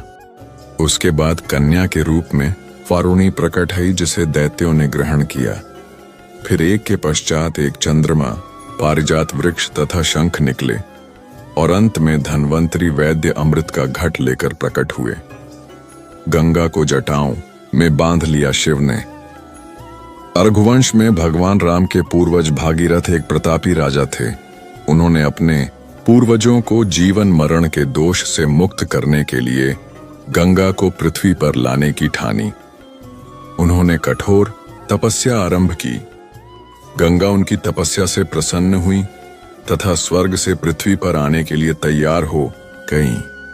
पर उन्होंने भागीरथ से कहा कि यदि वे सीधे स्वर्ग से पृथ्वी पर गिरेंगी तो पृथ्वी उनका वेग सहन नहीं कर पाएगी और रसातल में चली जाएगी। ये सुनकर भागीरथ सोच में पड़ गए। गंगा को यह अभिमान था कि कोई उसका वेग सहन नहीं कर सकता। तब उन्होंने भगवान भोलेनाथ की उपासना शुरू कर दी। शिव ने गंगा का गर्व दूर करने के लिए संसार के दुखों को हरने वाले शिव शंभु प्रसन्न हुए और भागीरथ से वर मांगने को कहा। भागीरथ ने अपना सब मनोरथ उनसे कह दिया। गंगा जैसे ही स्वर्ग से पृथ्वी पर उतरने लगी, शिव ने उन्हें जटाओं में कैद कर लिया। वह छटपटाने लगी और शिव से माफी मांगी। तब शिव ने उसे जटा से एक छोटे से पोखर में छोड़ दिया, जहां से गंगा 7 धाराओं में प्रवाहित हुई। विष्णु को सुदर्शन चक्र भगवान विष्णु के हर चित्र व मूर्ति में उन्हें सुदर्शन चक्र धारण किए दिखाया जाता है। ये सुदर्शन चक्र भगवान शंकर ने ही जगत कल्याण के लिए भगवान विष्णु को दिया था। इस संबंध में शिव महापुराण के कोटिरुद्र संहिता में एक कथा का उल्लेख है। एक बार जब दैत्यों के अत्याचार बहुत बढ़ गए, तब सभी देवता श्री हरि विष्णु के पास आए। तब भगवान विष्णु ने कैलाश पर्वत पर जाकर भगवान शिव की विधि पूर्वक आराधना की। वे 1000 नामों से शिव की स्तुति करने लगे। प्रत्येक नाम पर एक कमल पुष्प भगवान विष्णु शिव को चढ़ाते। तब भगवान शंकर ने विष्णु की परीक्षा लेने के लिए उनके द्वारा लाए 1000 कमल में से एक कमल का फूल छिपा दिया। शिव की माया के कारण विष्णु को यह पता न चला। एक फूल कम पाकर भगवान विष्णु उसे ढूंढने लगे, परंतु फूल नहीं मिला। तब विष्णु ने एक फूल की पूर्ति के लिए अपना एक नेत्र निकालकर शिव को अर्पित कर दिया। विष्णु की भक्ति देखकर भगवान शंकर बहुत प्रसन्न हुए और श्रीहरि के समक्ष प्रकट होकर वरदान मांगने के लिए कहा। तब विष्णु ने दैत्यों को समाप्त करने के लिए अजेय शस्त्र का वरदान मांगा। तब भगवान शंकर ने विष्णु को अपना सुदर्शन चक्र दिया। विष्णु ने उस चक्र से दैत्यों का संहार कर दिया। इस प्रकार देवताओं राम जी और शंकर जी का युद्ध बात उन दिनों की है जब श्री राम का अश्वमेघ यज्ञ चल रहा था। श्री राम के अनुज शत्रुघ्न के नेतृत्व में असंख्य वीरों की सेना सारे प्रदेश को विजित करती जा रही थी। यज्ञ का अश्व प्रदेश प्रदेश जा रहा था। इस क्रम में कई राजाओं के द्वारा यज्ञ का घोड़ा पकड़ा गया, लेकिन अयोध्या की सेना के आगे उन्हें झुकना पड़ा। शत्रुघ्न के अलावा सेना में हनुमान, सुग्रीव और भरत पुत्र पुष्कल सहित कई महारथी उपस्थित थे, जिन्हें जीतना देवताओं के लिए भी संभव नहीं था। कई जगह भ्रमण करने के बाद यज्ञ का घोड़ा देवपुर पहुंचा, जहां राजा वीरमणि का राज्य था। राजा वीरमणि अति धर्मनिष्ठ तथा श्री राम एवं महादेव के अनन्य भक्त थे। उनके 2 पुत्र रुक्मांगद और शुभंगद वीरों में श्रेष्ठ थे। राजा वीरमणि के भाई वीर सिंह भी एक महारथी थे। राजा वीरमणि ने भगवान शंकर की तपस्या कर उन्हें प्रसन्न किया था और महादेव ने उन्हें उनकी और उनके पूरे राज्य की रक्षा का वरदान दिया था। महादेव के द्वारा रक्षित होने के कारण कोई भी उनके राज्य पर आक्रमण करने का साहस नहीं करता था। जब अश्व उनके राज्य में पहुंचा तो राजा वीरमणि के पुत्र रुक्मांगद ने उसे बंदी बना लिया और अयोध्या के सैनिकों से कहा कि यज्ञ का घोड़ा उनके पास है, इसलिए वे जाकर शत्रुघ्न से कहें कि विधिवत युद्ध कर वो अपना अश्व छुड़ा लें। जब रुक्मांगद ने ये सूचना अपने पिता को दी तो वो बड़े चिंतित हुए और अपने पुत्र से कहा कि अनजाने में तुमने श्री राम के यज्ञ का घोड़ा पकड़ लिया है। श्री राम हमारे मित्र हैं और उनसे शत्रुता करने का कोई औचित्य नहीं है, इसीलिए तुम यज्ञ का घोड़ा वापस लौटा आओ। इस पर रुक्मांगद ने कहा कि हे पिताश्री, मैंने तो उन्हें युद्ध की चुनौती भी दे दी है, अतः अब उन्हें बिना युद्ध के अश्व लौटना हमारा और उनका दोनों का अपमान होगा। अब तो जो हो गया है उसे बदला नहीं जा सकता, इसलिए आप मुझे युद्ध की आज्ञा दें। पुत्र की बात सुनकर वीरमणि ने उसे सेना सुसज्जित करने की आज्ञा दे दी। राजा वीरमणि अपने भाई वीर सिंह और अपने दोनों पुत्र रुक्मांगद और शुभांगद के साथ विशाल सेना लेकर युद्ध क्षेत्र में आ गए। इधर जब शत्रुघ्न को सूचना मिली कि उनके यज्ञ का घोड़ा बंदी बना लिया गया है तो वो बहुत क्रोधित हुए एवं अपनी पूरी सेना के साथ युद्ध के लिए युद्ध क्षेत्र में आ गए। उन्होंने पूछा कि उनकी सेना से कौन अश्व को छुड़ाएगा, तो भरत पुत्र पुष्कल ने कहा कि तातश्री, आप चिंता न करें, आपके आशीर्वाद और श्री राम के प्रताप से मैं आज ही इन सभी योद्धाओं को मारकर अश्व को मुक्त करता हूं। वे दोनों इस प्रकार बात कर रहे थे कि पवनसुत हनुमान ने कहा कि राजा वीरमणि के राज्य पर आक्रमण करना स्वयं परमपिता ब्रह्मा के लिए भी कठिन है, क्योंकि ये नगरी महाकाल द्वारा रक्षित है। अतः उचित यही होगा कि पहले हमें बातचीत द्वारा राजा वीरमणि को समझाना चाहिए, और अगर हम न समझा पाए तो हमें श्री राम को सूचित करना चाहिए। राजा वीरमणि श्री राम का बहुत आदर करते हैं, इसलिए वे उनकी बात नहीं टाल पाएंगे। हनुमान की बात सुनकर श्री शत्रुघ्न बोले कि हमारे रहते अगर श्री राम को युद्ध भूमि में आना पड़े, ये हमारे लिए अत्यंत लज्जा की बात है। अब जो भी हो हमें युद्ध तो करना ही पड़ेगा। ये कहकर वे सेना सहित युद्ध भूमि में पहुंच गए। भयानक युद्ध छिड़ गया। भरत पुत्र पुष्कल सीधा जाकर राजा वीरमणि से भिड़ गया। दोनों अतुलनीय वीर थे।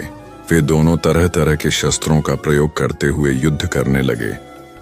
हनुमान राजा वीरमणि के भाई महापराक्रमी वीर सिंह से युद्ध करने लगे। रुक्मांगद और शुभांगद ने शत्रुघ्न पर धावा बोल दिया। पुष्कल और वीरमणि में बड़ा घमासान युद्ध हुआ। अंत में पुष्कल ने वीरमणि पर 8 नाराज बाणों से वार किया। इस वार को राजा वीरमणि सह नहीं पाए और मूर्छित होकर अपने रथ पर गिर पड़े। वीर सिंह ने हनुमान पर कई अस्त्रों का प्रयोग किया, पर उन्हें कोई हानि न पहुंचा सके। हनुमान ने एक विकट पेड़ से वीर सिंह पर वार किया। इससे वीर सिंह रक्तवमन करते हुए मूर्छित हो गए। उधर श्री शत्रुघ्न और राजा वीरमणि के पुत्रों में असाधारण युद्ध चल रहा था। अंत में कोई चारा न देखकर शत्रुघ्न ने दोनों भाइयों को नागपाश में बांध लिया। अपनी विजय देखकर शत्रुघ्न की सेना के सभी वीर सिंहनाद करने लगे। उधर राजा वीरमणि की मूर्छा दूर हुई तो उन्होंने देखा कि उनकी सेना हार के कगार पर है। ये देखकर उन्होंने भगवान रुद्र का स्मरण किया। महादेव ने अपने भक्त को मुसीबत में जानकर वीरभद्र के नेतृत्व में नंदी, भृंगी सहित सारे गणों को युद्ध क्षेत्र में भेज दिया। महाकाल के सारे अनुचर उनकी जय जयकार करते हुए अयोध्या की सेना पर टूट पड़े। शत्रुघ्न, हनुमान और सारे लोगों को लगा कि जैसे प्रलय आ गया हो। जब उन्होंने भयानक मुख वाले रुद्रावतार वीरभद्र, नंदी, भृंगी सहित महादेव की सेना देखी तो सारे सैनिक भय से कांप उठे। शत्रुघ्न ने हनुमान से कहा कि जिस वीरभद्र ने बात ही बात में दक्ष प्रजापति का मस्तक काट डाला था और जो तेज और समता में स्वयं महाकाल के समान है, उसे युद्ध में कैसे हराया जा सकता है। ये सुनकर पुष्कल ने कहा कि हे तातश्री, आप दुखी मत हो। अब तो जो भी हो, हमें युद्ध तो करना ही पड़ेगा। ये कहता हुए पुष्कल वीरभद्र से, हनुमान नंदी से और शत्रुघ्न भृंगी से जा भिड़े। पुष्कल ने अपने सारे दिव्यास्त्रों का प्रयोग वीरभद्र पर कर दिया, लेकिन वीरभद्र ने बात ही बात में उसे काट दिया। उन्होंने पुष्कल से कहा कि हे बालक, अभी तुम्हारी आयु मृत्यु को प्राप्त होने की नहीं हुई है, इसीलिए युद्ध क्षेत्र से हट जाओ। उसी समय पुष्कल ने वीरभद्र पर शक्ति से प्रहार किया, जो सीधे उनके मर्म स्थान पर जाकर लगा। इसके बाद वीरभद्र ने क्रोध से थर्राते हुए एक त्रिशूल से पुष्कल का मस्तक काट लिया और भयानक सिंहनाद किया। उधर भृंगी आदि गणों ने शत्रुघ्न पर भयानक आक्रमण कर दिया। अंत में भृंगी ने महादेव के दिए पाश में शत्रुघ्न को बांध दिया। हनुमान अपनी पूरी शक्ति से नंदी से युद्ध कर रहे थे। उन दोनों ने ऐसा युद्ध किया जैसा पहले किसी ने नहीं किया था। दोनों श्री राम के भक्त थे और महादेव के तेज से उत्पन्न हुए थे। काफी देर लड़ने के बाद कोई और उपाय न देखकर नंदी ने शिवास्त्र का प्रयोग कर हनुमान को पराभूत कर दिया। अयोध्या के सेना की हार देखकर राजा वीरमणि की सेना में जबरदस्त उत्साह आ गया और वे बाकी बचे सैनिकों पर टूट पड़े। ये देखकर हनुमान ने शत्रुघ्न से कहा कि मैंने आपसे पहले ही कहा था कि ये नगरी महाकाल द्वारा रक्षित है, लेकिन आपने मेरी बात नहीं मानी। अब इस संकट से बचाव का एक ही उपाय है कि हम सब श्री राम को याद करें। ऐसा सुनते ही सारे सैनिक शत्रुघ्न, पुष्कल एवं हनुमान सहित श्री राम को याद करने लगे। अपने भक्तों की पुकार सुनकर श्री राम तत्काल ही लक्ष्मण और भरत के साथ वहां आ गए। अपने प्रभु को आया देख सभी हर्षित हो गए एवं सबको ये विश्वास हो गया कि अब हमारी विजय निश्चित है। श्री राम के आने पर जैसे पूरी सेना में प्राण का संचार हो गया। श्री राम ने सबसे पहले शत्रुघ्न को मुक्त कराया और उधर लक्ष्मण ने हनुमान को मुक्त करा दिया। जब श्री राम, लक्ष्मण और भरत ने देखा कि पुष्कल मृत्यु को प्राप्त हो चुके हैं तो उन्हें बड़ा दुख हुआ। भरत तो शोक में मूर्छित हो गए। श्री राम ने क्रोध में आकर वीरभद्र से कहा कि तुमने जिस प्रकार पुष्कल का वध किया है, उसी प्रकार अब अपने जीवन का भी अंत समझो। ऐसा कहते हुए श्री राम ने सारी सेना के साथ शिवगणों पर धावा बोल दिया। जल्द ही उन्हें ये पता चल गया कि शिवगणों पर साधारण अस्त्र बेकार है, इसलिए उन्होंने महर्षि विश्वामित्र द्वारा प्रदान किए दिव्यास्त्रों से वीरभद्र और नंदी सहित सारी सेना को विदीर्ण कर दिया। श्री राम के प्रताप से पार न पाते हुए सारे गणों ने एक स्वर में महादेव का आह्वान करना शुरू कर दिया। जब महादेव ने देखा कि उनकी सेना बड़े कष्ट में है, तो वे स्वयं युद्ध क्षेत्र में प्रकट हुए। इस अद्भुत दृश्य को देखने के लिए परमपिता ब्रह्मा सहित सारे देवता आकाश में स्थित हो गए। जब महाकाल ने युद्ध क्षेत्र में प्रवेश किया तो उनके तेज से श्री राम की सारी सेना मूर्छित हो गई। जब श्री राम ने देखा कि स्वयं महादेव रण क्षेत्र में आए हैं तो उन्होंने शस्त्र का त्याग कर भगवान रुद्र को दंडवत प्रणाम किया एवं उनकी स्तुति की। उन्होंने महाकाल की स्तुति करते हुए कहा कि हे सारे ब्रह्मांड के स्वामी, आपके ही प्रताप से मैंने महापराक्रमी रावण का वध किया। आप स्वयं ज्योतिर्लिंग में रामेश्वरम में पधारे। हमारा जो भी बल है वो भी आपके आशीर्वाद के फल स्वरूप ही है। ये जो अश्वमेघ यज्ञ मैंने किया है वो भी आपकी ही इच्छा से ही हो रहा है, इसलिए हम पर कृपा करें और इस युद्ध का अंत करें। ये सुनकर भगवान रुद्र बोले कि हे राम, आप स्वयं विष्णु के दूसरे रूप हैं, मेरी आपसे युद्ध करने की कोई इच्छा नहीं है। फिर भी चूंकि मैंने अपने भक्त वीरमणि को उसकी रक्षा का वरदान दिया, श्री राम ने इसे महाकाल की आज्ञा मानकर युद्ध करना शुरू किया। दोनों में महान युद्ध छिड़ गया, जिसे देखने देवता लोग आकाश में स्थित हो गए। श्री राम ने अपने सारे दिव्यास्त्रों का प्रयोग महाकाल पर कर दिया, पर उन्हें संतुष्ट नहीं कर सके। अंत में उन्होंने पाशुपतास्त्र का संधान किया और भगवान शिव से बोले कि हे प्रभु, आपने ही मुझे ये वरदान दिया है कि आपके द्वारा प्रदत्त इस अस्त्र से त्रिलोक में कोई पराजित हुए बिना नहीं रह सकता। इसलिए हे महादेव, आपकी ही आज्ञा और इच्छा से मैं इसका प्रयोग आप पर ही करता हूं। ये कहते हुए श्री राम ने वो महान दिव्यास्त्र भगवान शिव पर चला दिया। वो अस्त्र सीधा महादेव के हृदय स्थल में समा गया और भगवान रुद्र इससे संतुष्ट हो गए। उन्होंने प्रसन्नता पूर्वक श्री राम से कहा कि आपने युद्ध में मुझे संतुष्ट किया है, इसलिए जो इच्छा हो वर मांग लें। इस पर श्री राम ने कहा कि हे भगवान, यहाँ इस युद्ध क्षेत्र में भ्राता भरत के पुत्र पुष्कल के साथ असंख्य योद्धा वीरगति को प्राप्त हो गए हैं, उन्हें कृपया जीवन दान दीजिए। महादेव ने मुस्कुराते हुए तथास्तु कहा और पुष्कल समेत दोनों ओर के सारे योद्धाओं को जीवित कर दिया। इसके बाद उनकी आज्ञा से राजा वीरमणि ने यज्ञ का घोड़ा श्री राम को लौटा दिया और अपना राज्य रुक्मांगद को सौंपकर वे भी शत्रुघ्न के साथ आगे चल दिए। हनुमान अवतार सामान्यतः लंका दहन के संबंध में यही माना जाता है कि सीता की खोज करते हुए लंका पहुंचे और रावण के पुत्र सहित अनेक राक्षसों का अंत कर दिया। तब रावण के पुत्र मेघनाद ने श्री हनुमान को ब्रह्मास्त्र छोड़कर काबू किया और रावण ने श्री हनुमान की पूंछ में आग लगाने का दंड दिया। तब उसी जलती पूंछ से श्री हनुमान ने लंका में आग लगा रावण का दंभ चूर किया।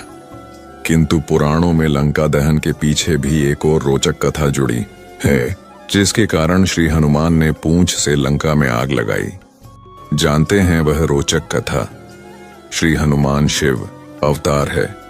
शिव से ही जुड़ा है यह रोचक प्रसंग। एक बार माता पार्वती की इच्छा पर शिव ने कुबेर से सोने का सुंदर महल का निर्माण करवाया, किंतु रावण इस महल की सुंदरता पर मोहित हो गया। वह ब्राह्मण का वेश रखकर शिव के पास गया। उसने महल में प्रवेश के लिए शिव पार्वती से पूजा कराकर दक्षिणा के रूप में वह महल ही मांग लिया। भक्त को पहचान शिव ने प्रसन्न होकर वह महल दान दे दिया। दान में महल प्राप्त करने के बाद रावण के मन में विचार आया कि यह महल असल में माता पार्वती के कहने पर बनाया गया, इसलिए उनकी सहमति के बिना यह शुभ नहीं होगा। तब उसने शिवजी से माता पार्वती को भी मांग लिया और भोले भंडारी शिव ने इसे भी स्वीकार कर लिया। जब रावण उस सोने के महल सहित मां पार्वती को ले जाना लगा, तब अचंभित और दुखी माता पार्वती ने विष्णु को स्मरण किया और उन्होंने आकर माता की रक्षा की। जब माता पार्वती अप्रसन्न हो गई तो शिव ने अपनी गलती को मानते हुए मां पार्वती को वचन दिया कि त्रेता युग में मैं वानर रूप हनुमान का अवतार लूंगा, उस समय तुम मेरी पूंछ बन जाना। जब मैं माता सीता की खोज में इसी सोने के महल यानी लंका जाऊंगा, तो तुम पूंछ के रूप में लंका को आग लगाकर रावण को दंडित करना। यही प्रसंग भी शिव के श्री हनुमान अवतार और लंका दहन का एक कारण माना जाता है। रावण के जन्म की कथा। जब श्री राम अयोध्या में राज्य करने लगे, तब एक दिन समस्त ऋषि मुनि श्री रघुनाथ जी का अभिनंदन करने के लिए अयोध्यापुरी में आए। श्री रामचंद्र जी ने उन सबका यथोचित सत्कार किया। वार्तालाप करते हुए अगस्त्य मुनि कहने लगे, युद्ध में आपने जो रावण का संहार किया वह कोई बड़ी बात नहीं है, परंतु द्वंद्व युद्ध में लक्ष्मण के द्वारा इंद्रजित का वध सबसे अधिक आश्चर्य की बात है। यह मायावी राक्षस युद्ध में सब प्राणियों के लिए अवध्य था। उनकी बात सुनकर रामचंद्र जी को बड़ा आश्चर्य हुआ। वे बोले, मुनिवर रावण और कुंभकर्ण भी तो महान पराक्रमी थे, फिर आप केवल इंद्रजित मेघनाद की ही इतनी प्रशंसा क्यों करते हैं? महोदर, प्रहस्त, विरूपाक्ष भी कम वीर न थे। इस पर अगस्त्य मुनि बोले, इस प्रश्न का उत्तर देने से पहले मैं तुम्हें रावण के जन्म, वर प्राप्ति आदि का विवरण सुनाता हूँ। ब्रह्मा जी के पुलस्त्य नामक पुत्र हुए थे, जो उन्हीं के समान तेजस्वी और गुणवान थे। एक बार वे महागिरी पर तपस्या करने गए। वह स्थान अत्यंत रमणीक था, इसलिए अर्षियों, नागों, राजर्षियों आदि की कन्याएं वहां क्रीड़ा करने आ जाती थीं। इससे उनकी तपस्या में विघ्न पड़ता था। उन्होंने उन्हें वहां आने से मना किया। जब वे नहीं मानी तो उन्होंने शाप दे दिया कि कल से जो लड़की यहां मुझे दिखाई देगी वह गर्भवती हो जाएगी। शेष सब कन्याओं ने तो वहां आना बंद कर दिया, परंतु राजर्षि तृणबिंदु की कन्या शाप की बात से अनजान होने के कारण उस आश्रम में आ गई और महर्षि के दृष्टि पड़ते ही गर्भवती हो गई। जब तृणबिंदु को यह बात मालूम हुई तो उन्होंने अपने कन्या को पत्नी के रूप में महर्षि को अर्पित कर दिया। इस प्रकार विश्रवा का जन्म हुआ, जो अपने पिता के समान वेदविद और धर्मात्मा हुआ। महामुनि भरद्वाज ने अपनी कन्या का विवाह विश्रवा से कर दिया। उनके वैश्रवण नामक पुत्र हुआ। वह भी धर्मात्मा और विद्वान था। उसने भारी तपस्या करके ब्रह्मा जी को प्रसन्न किया और यम, इंद्र तथा वरुण के सदृश लोकपाल का पद पाया। फिर उसने त्रिकूट पर्वत पर बसी लंका को अपना निवास स्थान बनाया और राक्षसों पर राज्य करने लगा। श्री राम ने आश्चर्य से पूछा, तो क्या कुबेर और रावण से भी पहले लंका में मांसभक्षी राक्षस रहते थे? फिर उनका पूर्वज कौन था? यह सुनने के लिए मुझे कौतूहल हो रहा है। तब अगस्त्य जी बोले, पूर्व काल में ब्रह्मा जी ने अनेक जल जंतु बनाए और उनसे समुद्र के जल की रक्षा करने के लिए कहा। तब उन जंतुओं में से कुछ बोले कि हम इसका रक्षा करेंगे, और कुछ ने कहा कि हम इसका यक्षण, पूजा करेंगे। इस पर ब्रह्मा जी ने कहा कि जो रक्षण करेगा वह राक्षस कहलाएगा और जो यक्षण करेगा वह यक्ष कहलाएगा। इस प्रकार वे दो जातियों में बंट गए। राक्षसों में हेति और प्रहेति दो भाई थे। प्रहेति तपस्या करने चला गया, परंतु हेति ने भया से विवाह किया, जिससे उसके विद्युतकेश नामक पुत्र उत्पन्न हुआ। विद्युतकेश के सुकेश नामक पराक्रमी पुत्र हुआ। सुकेश के माल्यवान, सुमाली और माली नामक 3 पुत्र हुए। तीनों ने ब्रह्मा जी की तपस्या करके यह वरदान प्राप्त कर लिए कि हम लोगों का प्रेम अटूट हो और हमें कोई पराजित न कर सके। वर पाकर वे निर्भय हो गए और असुरों को सताने लगे। उन्होंने विश्वकर्मा से एक अत्यंत सुंदर नगर बनाने के लिए कहा। इस पर विश्वकर्मा ने उन्हें लंकापुरी का पता बताकर भेज दिया। वहां वे बड़े आनंद के साथ रहने लगे। माल्यवान के वज्रमुष्टि, विरूपाक्ष, दुर्मुख, सुप्तघ्न, यज्ञकोप, मत्त और उन्मत्त नामक 7 पुत्र हुए। सुमाली के प्रहस्त्र, अकंपन, विकट, कालिकामुख, धूम्राक्ष, दंड, सुपार्श्व, संघनादि, प्रधस एवं भारकर्ण नाम के 10 पुत्र हुए। माली के अनिल, हर और संपाति नामक 4 पुत्र हुए। ये सब बलवान और दुष्ट प्रकृति होने के कारण आर्षि मुनियों को कष्ट दिया करते थे। उनके कष्टों से दुखी होकर अर्षि मुनिगण जब भगवान विष्णु की शरण में गए तो उन्होंने आश्वासन दिया कि हे ऋषियों, मैं इन दुष्टों का अवश्य ही नाश करूंगा। जब राक्षसों को विष्णु के इस आश्वासन की सूचना मिली तो वे सब मंत्रणा करके संगठित हो माली के सेनापतित्व में इंद्रलोक पर आक्रमण करने के लिए चल पड़े। समाचार पाकर भगवान विष्णु ने अपने अस्त्र शस्त्र संभाले और राक्षसों का संहार करने लगे। सेनापति माली सहित बहुत से राक्षस मारे गए और शेष लंका की ओर भाग गए। जब भागते हुए राक्षसों का भी नारायण संहार करने लगे तो माल्यवान क्रुद्ध होकर युद्ध भूमि में लौट पड़ा। भगवान विष्णु के हाथों अंत में वह भी काल का ग्रास बना। शेष बचे हुए राक्षस सुमाली के नेतृत्व में लंका को त्याग कर पाताल में जा बसे और लंका पर कुबेर का राज्य स्थापित हुआ। मैं तुम्हें रावण के जन्म की कथा सुनाता हूँ। राक्षसों के विनाश से दुखी होकर सुमाली ने अपनी पुत्री कैकसी से कहा कि पुत्री, राक्षस वंश के कल्याण के लिए मैं चाहता हूं कि तुम परम पराक्रमी महर्षि विश्रवा के पास जाकर उनसे पुत्र प्राप्त करो। वही पुत्र हम राक्षसों की देवताओं से रक्षा कर सकता है। अगस्त्य मुनि ने कहना जारी रखा। पिता की आज्ञा पाकर कैकसी विश्रवा के पास गई। उस समय भयंकर आंधी चल रही थी। आकाश में मेघ गरज रहे थे। कैकसी का अभिप्राय जानकर विश्रवा ने कहा कि भद्रे, तुम इस कुबेला में आई हो, मैं तुम्हारी इच्छा तो पूरी कर दूंगा, परंतु इससे तुम्हारी संतान दुष्ट स्वभाव वाली और क्रूर कर्मा होगी। मुनि की बात सुनकर कैकसी उनके चरणों में गिर पड़ी और बोली कि भगवान, आप ब्रह्मवादी महात्मा हैं, आपसे मैं ऐसी दुराचारी संतान पाने की आशा नहीं करती, अतः आप मुझ पर कृपा करें। कैकसी के वचन सुनकर मुनि विश्रवा ने कहा कि अच्छा, तो तुम्हारा सबसे छोटा पुत्र सदाचारी और धर्मात्मा होगा। इस प्रकार कैकसी के 10 मुख वाले पुत्र का जन्म हुआ, जिसका नाम दशग्रीव रखा गया। उसके पश्चात कुंभकर्ण, शूर्पणखा और विभीषण के जन्म हुए। दशग्रीव और कुंभकर्ण अत्यंत दुष्ट थे, किंतु विभीषण धर्मात्मा प्रकृति का था। अपने भाई वैश्रवण से भी अधिक पराक्रमी और शक्तिशाली बनने के लिए दशग्रीव ने अपने भाइयों सहित ब्रह्मा जी की तपस्या की। ब्रह्मा के प्रसन्न होने पर दशग्रीव ने मांगा कि मैं गरुड़, नाग, यक्ष, दैत्य, दानव, राक्षस तथा देवताओं के लिए अवध्य हो जाऊं। ब्रह्मा जी ने तथास्तु कहकर उसकी इच्छा पूरी कर दी। विभीषण ने धर्म में अविचल मति का और कुंभकर्ण ने वर्षों तक सोते रहने का वरदान पाया। फिर दशग्रीव ने लंका के राजा कुबेर को विवश किया कि वह लंका छोड़कर अपना राज्य उसे सौंप दे।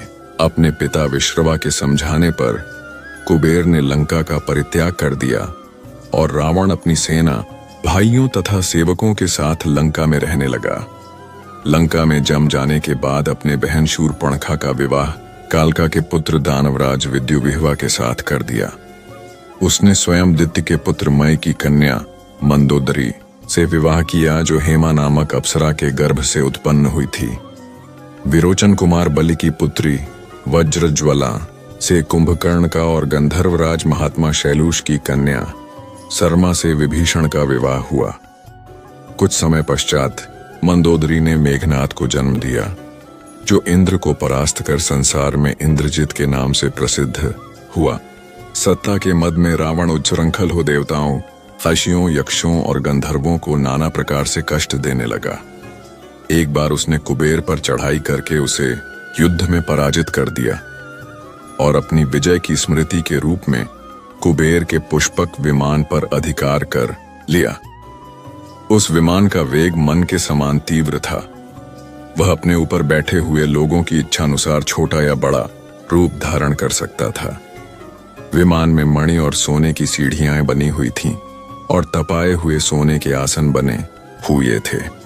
उस विमान पर बैठकर जब वह शरवण नाम से प्रसिद्ध सरकंडों के विशाल वन से होकर जा रहा था, तो भगवान शंकर के पार्षद नंदीश्वर ने उसे रोकते हुए कहा कि दशग्रीव, इस वन में स्थित पर्वत पर भगवान शंकर क्रीड़ा करते हैं, इसलिए यहाँ सभी सुर, असुर, यक्ष आदि का आना निषिद्ध कर दिया गया है।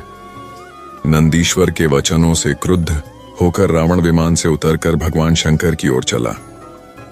उसे रोकने के लिए उसे थोड़ी दूर पर हाथ में शूल लिए नंदी दूसरे शिव की भांति खड़े हो गए। उनका मुख वानर जैसा था। उसे देखकर रावण ठहाका मारकर हंस पड़ा। इससे कुपित हो नंदी बोले कि दशानन, तुमने मेरे वानर रूप की अवहेलना की है, इसलिए तुम्हारे कुल का नाश करने के लिए मेरे ही समान पराक्रमी रूप और तेज से संपन्न वानर उत्पन्न होंगे। रावण ने इस ओर तनिक भी ध्यान नहीं दिया और बोला कि जिस पर्वत ने मेरे विमान की यात्रा में बाधा डाली है, आज मैं उसी को उखाड़ फेंकूंगा। यह कहकर उसने पर्वत के निचले भाग में हाथ डालकर उसे उठाने का प्रयत्न किया। जब पर्वत हिलने लगा तो भगवान शंकर ने उस पर्वत को अपने पैर के अंगूठे से दबा दिया। इससे रावण का हाथ बुरी तरह से दब गया और वह पीड़ा से चिल्लाने लगा जब वह किसी प्रकार से हाथ न निकाल सका तो रोते रोते भगवान शंकर की स्तुति और क्षमा प्रार्थना करने लगा। इस पर भगवान शंकर ने उसे क्षमा कर दिया और उसके प्रार्थना करने पर उसे एक चंद्रहास नामक खड्ग भी दिया। अगस्त्य मुनि ने आगे कहा, एक दिन हिमालय प्रदेश में भ्रमण करते हुए रावण ने अमित तेजस्वी ब्रह्मर्षि कुशध्वज की कन्या वेदवती को तपस्या करते देखा। उस देखकर वह मुग्ध हो गया और उसके पास आकर उसका परिचय तथा अविवाहित रहने का कारण पूछा। वेदवती ने अपने परिचय देने के पश्चात बताया कि मेरे पिता विष्णु से मेरे विवाह करना चाहते थे। इससे क्रुद्ध होकर मेरी कामना करने वाले दैत्यराज शंभु ने सोते में उनका वध कर दिया। उनके मरने पर मेरी माता भी दुखी होकर चिता में प्रविष्ट हो गई। तब से मैं अपने पिता की इच्छा पूरी करने के लिए भगवान विष्णु की तपस्या कर रही हूं। उन्हीं को मैंने अपना पति मान लिया है। पहले रावण ने वेदवती को बातों में फुसलाना चाहा, फिर उसने जबरदस्ती करने के लिए उसके केश पकड़ लिए। वेदवती ने एक ही झटके में पकड़े हुए केश काट डाले। फिर यह कहती हुई अग्नि में प्रविष्ट हो गई कि दुष्ट, तूने मेरा अपमान किया है। इस समय तो मैं यह शरीर त्याग रही हूं, परंतु तेरा विनाश करने के लिए फिर जन्म लूंगी।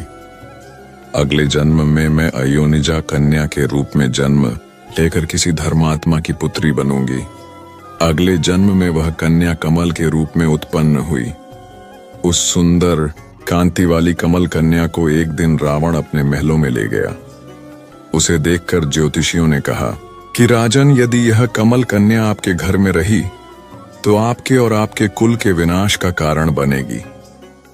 यह सुनकर रावण ने उसे समुद्र में फेंक दिया। वहां से वह भूमि को प्राप्त होकर राजा जनक के यज्ञ मंडप के मध्यवर्ती भूभाग में जा पहुंची। वहां राजा द्वारा हल से जोती जाने वाली भूमि से वह कन्या फिर प्राप्त हुई। वही वेदवती सीता के रूप में आपकी पत्नी बनी और आप स्वयं सनातन विष्णु हैं। इस प्रकार आपके महान शत्रु रावण को वेदवती ने पहले ही अपने शाप से मार डाला था। आप तो उसे मारने में केवल निमित्त मात्र थे। अनेक राजा महाराजाओं को पराजित करता हुआ दशग्रीव इक्ष्वाकु वंश के राजा अनरण्य के पास पहुंचा, जो अयोध्या पर राज्य करते थे। उसने उन्हें भी द्वंद्व युद्ध करने अथवा पराजय स्वीकार करने के लिए ललकारा। दोनों में भीषण युद्ध हुआ, किंतु ब्रह्मा जी के वरदान के कारण रावण उनसे पराजित न हो सका। जब अनरण्य का शरीर पूरी तरह से क्षत विक्षत हो गया तो रावण इक्ष्वाकु वंश का अपमान और उपहास करने लगा। इससे कुपित होकर अनरण्य ने उसे शाप दिया कि तूने अपने व्यंग्यपूर्ण शब्दों से इक्ष्वाकु वंश का अपमान किया है, इसलिए मैं तुझे शाप देता हूं कि महात्मा इक्ष्वाकु के इसी वंश में दशरथ नंदन राम का जन्म होगा, जो तेरा वध करेंगे। यह कहकर राजा स्वर्ग से धार गए। रावण की उद्दंडता में कमी नहीं आई। राक्षस या मनुष्य जिसको भी वह शक्तिशाली पाता, उसी के साथ जाकर युद्ध करने लगता। एक बार उसने सुना कि किष्किंधापुरी का राजा बाली बड़ा बलवान और पराक्रमी है, तो वह उसके पास युद्ध करने के लिए जा पहुंचा। बाली की पत्नी तारा, तारा के पिता सुषेण, युवराज अंगद और उसके भाई सुग्रीव ने उसे समझाया कि इस समय बाली नगर से बाहर संध्योपासना के लिए गए हुए हैं। वे ही आपसे युद्ध कर सकते हैं और कोई वानर इतना पराक्रमी नहीं है जो आपके साथ युद्ध कर सके। इसलिए आप थोड़ी देर उनकी प्रतीक्षा करें। फिर सुग्रीव ने कहा कि राक्षस राज सामने जो शंख जैसे हड्डियों के ढेर लगे हैं, वे बाली के साथ युद्ध की इच्छा से आए आप जैसे वीरों के ही हैं। बाली ने इन सब का अंत किया है। यदि आप अमृत पीकर आए होंगे तो भी जिस क्षण बाली से टक्कर लेंगे, वह क्षण आपके जीवन का अंतिम क्षण होगा। यदि आपको मरने की बहुत जल्दी हो तो आप दक्षिण सागर के तट पर चले जाइए, वहीं आपको बाली के दर्शन हो जाएंगे। सुग्रीव के वचन सुनकर रावण विमान पर सवार हो तत्काल दक्षिण सागर में उस स्थान पर जा पहुंचा जहां बाली संध्या कर रहा था। उसने सोचा कि मैं चुपचाप बाली पर आक्रमण कर दूंगा।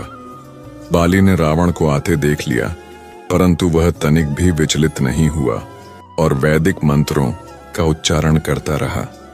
ज्यों ही उसे पकड़ने के लिए रावण ने पीछे से हाथ बढ़ाया, सतर्क बाली ने उसे पकड़कर अपनी कांख में दबा लिया और आकाश में उड़ चला।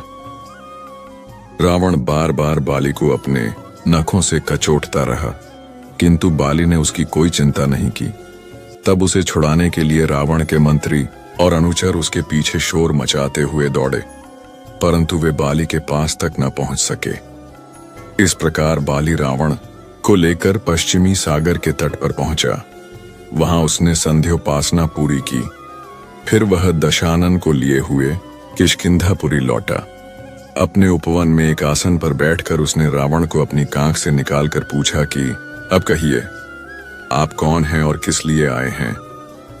रावण ने उत्तर दिया कि मैं लंका का राजा रावण हूं, आपके साथ युद्ध करने के लिए आया था। वह युद्ध मुझे मिल गया, मैंने आपका अद्भुत बल देख लिया। अब मैं अग्नि की साक्षी देकर आपसे मित्रता करना चाहता हूं। फिर दोनों ने अग्नि की साक्षी देकर एक दूसरे से मित्रता स्थापित की। अर्जुन को पाशुपत अस्त्र भगवान श्री कृष्ण ने अर्जुन से कहा, तुम शंकर जी के पास जाओ। शंकर जी के पास पाशुपत नामक एक दिव्य सनातन अस्त्र है, जिससे उन्होंने पूर्व काल में सारे दैत्यों का संहार किया था। यदि तुम्हें उस अस्त्र का ज्ञान हो तो अवश्य ही कल जयद्रथ का वध कर सकोगे। उसके बाद अर्जुन ने अपने आपको ध्यान की अवस्था में कृष्ण का हाथ पकड़े देखा। कृष्ण के साथ वे उड़ने लगे और सफेद बर्फ से ढके पर्वत पर पहुंचे। वहां जटाधारी शंकर विराजमान थे। दोनों ने उन्हें प्रणाम किया। शंकर जी ने कहा, वीरवरों, तुम दोनों का स्वागत है।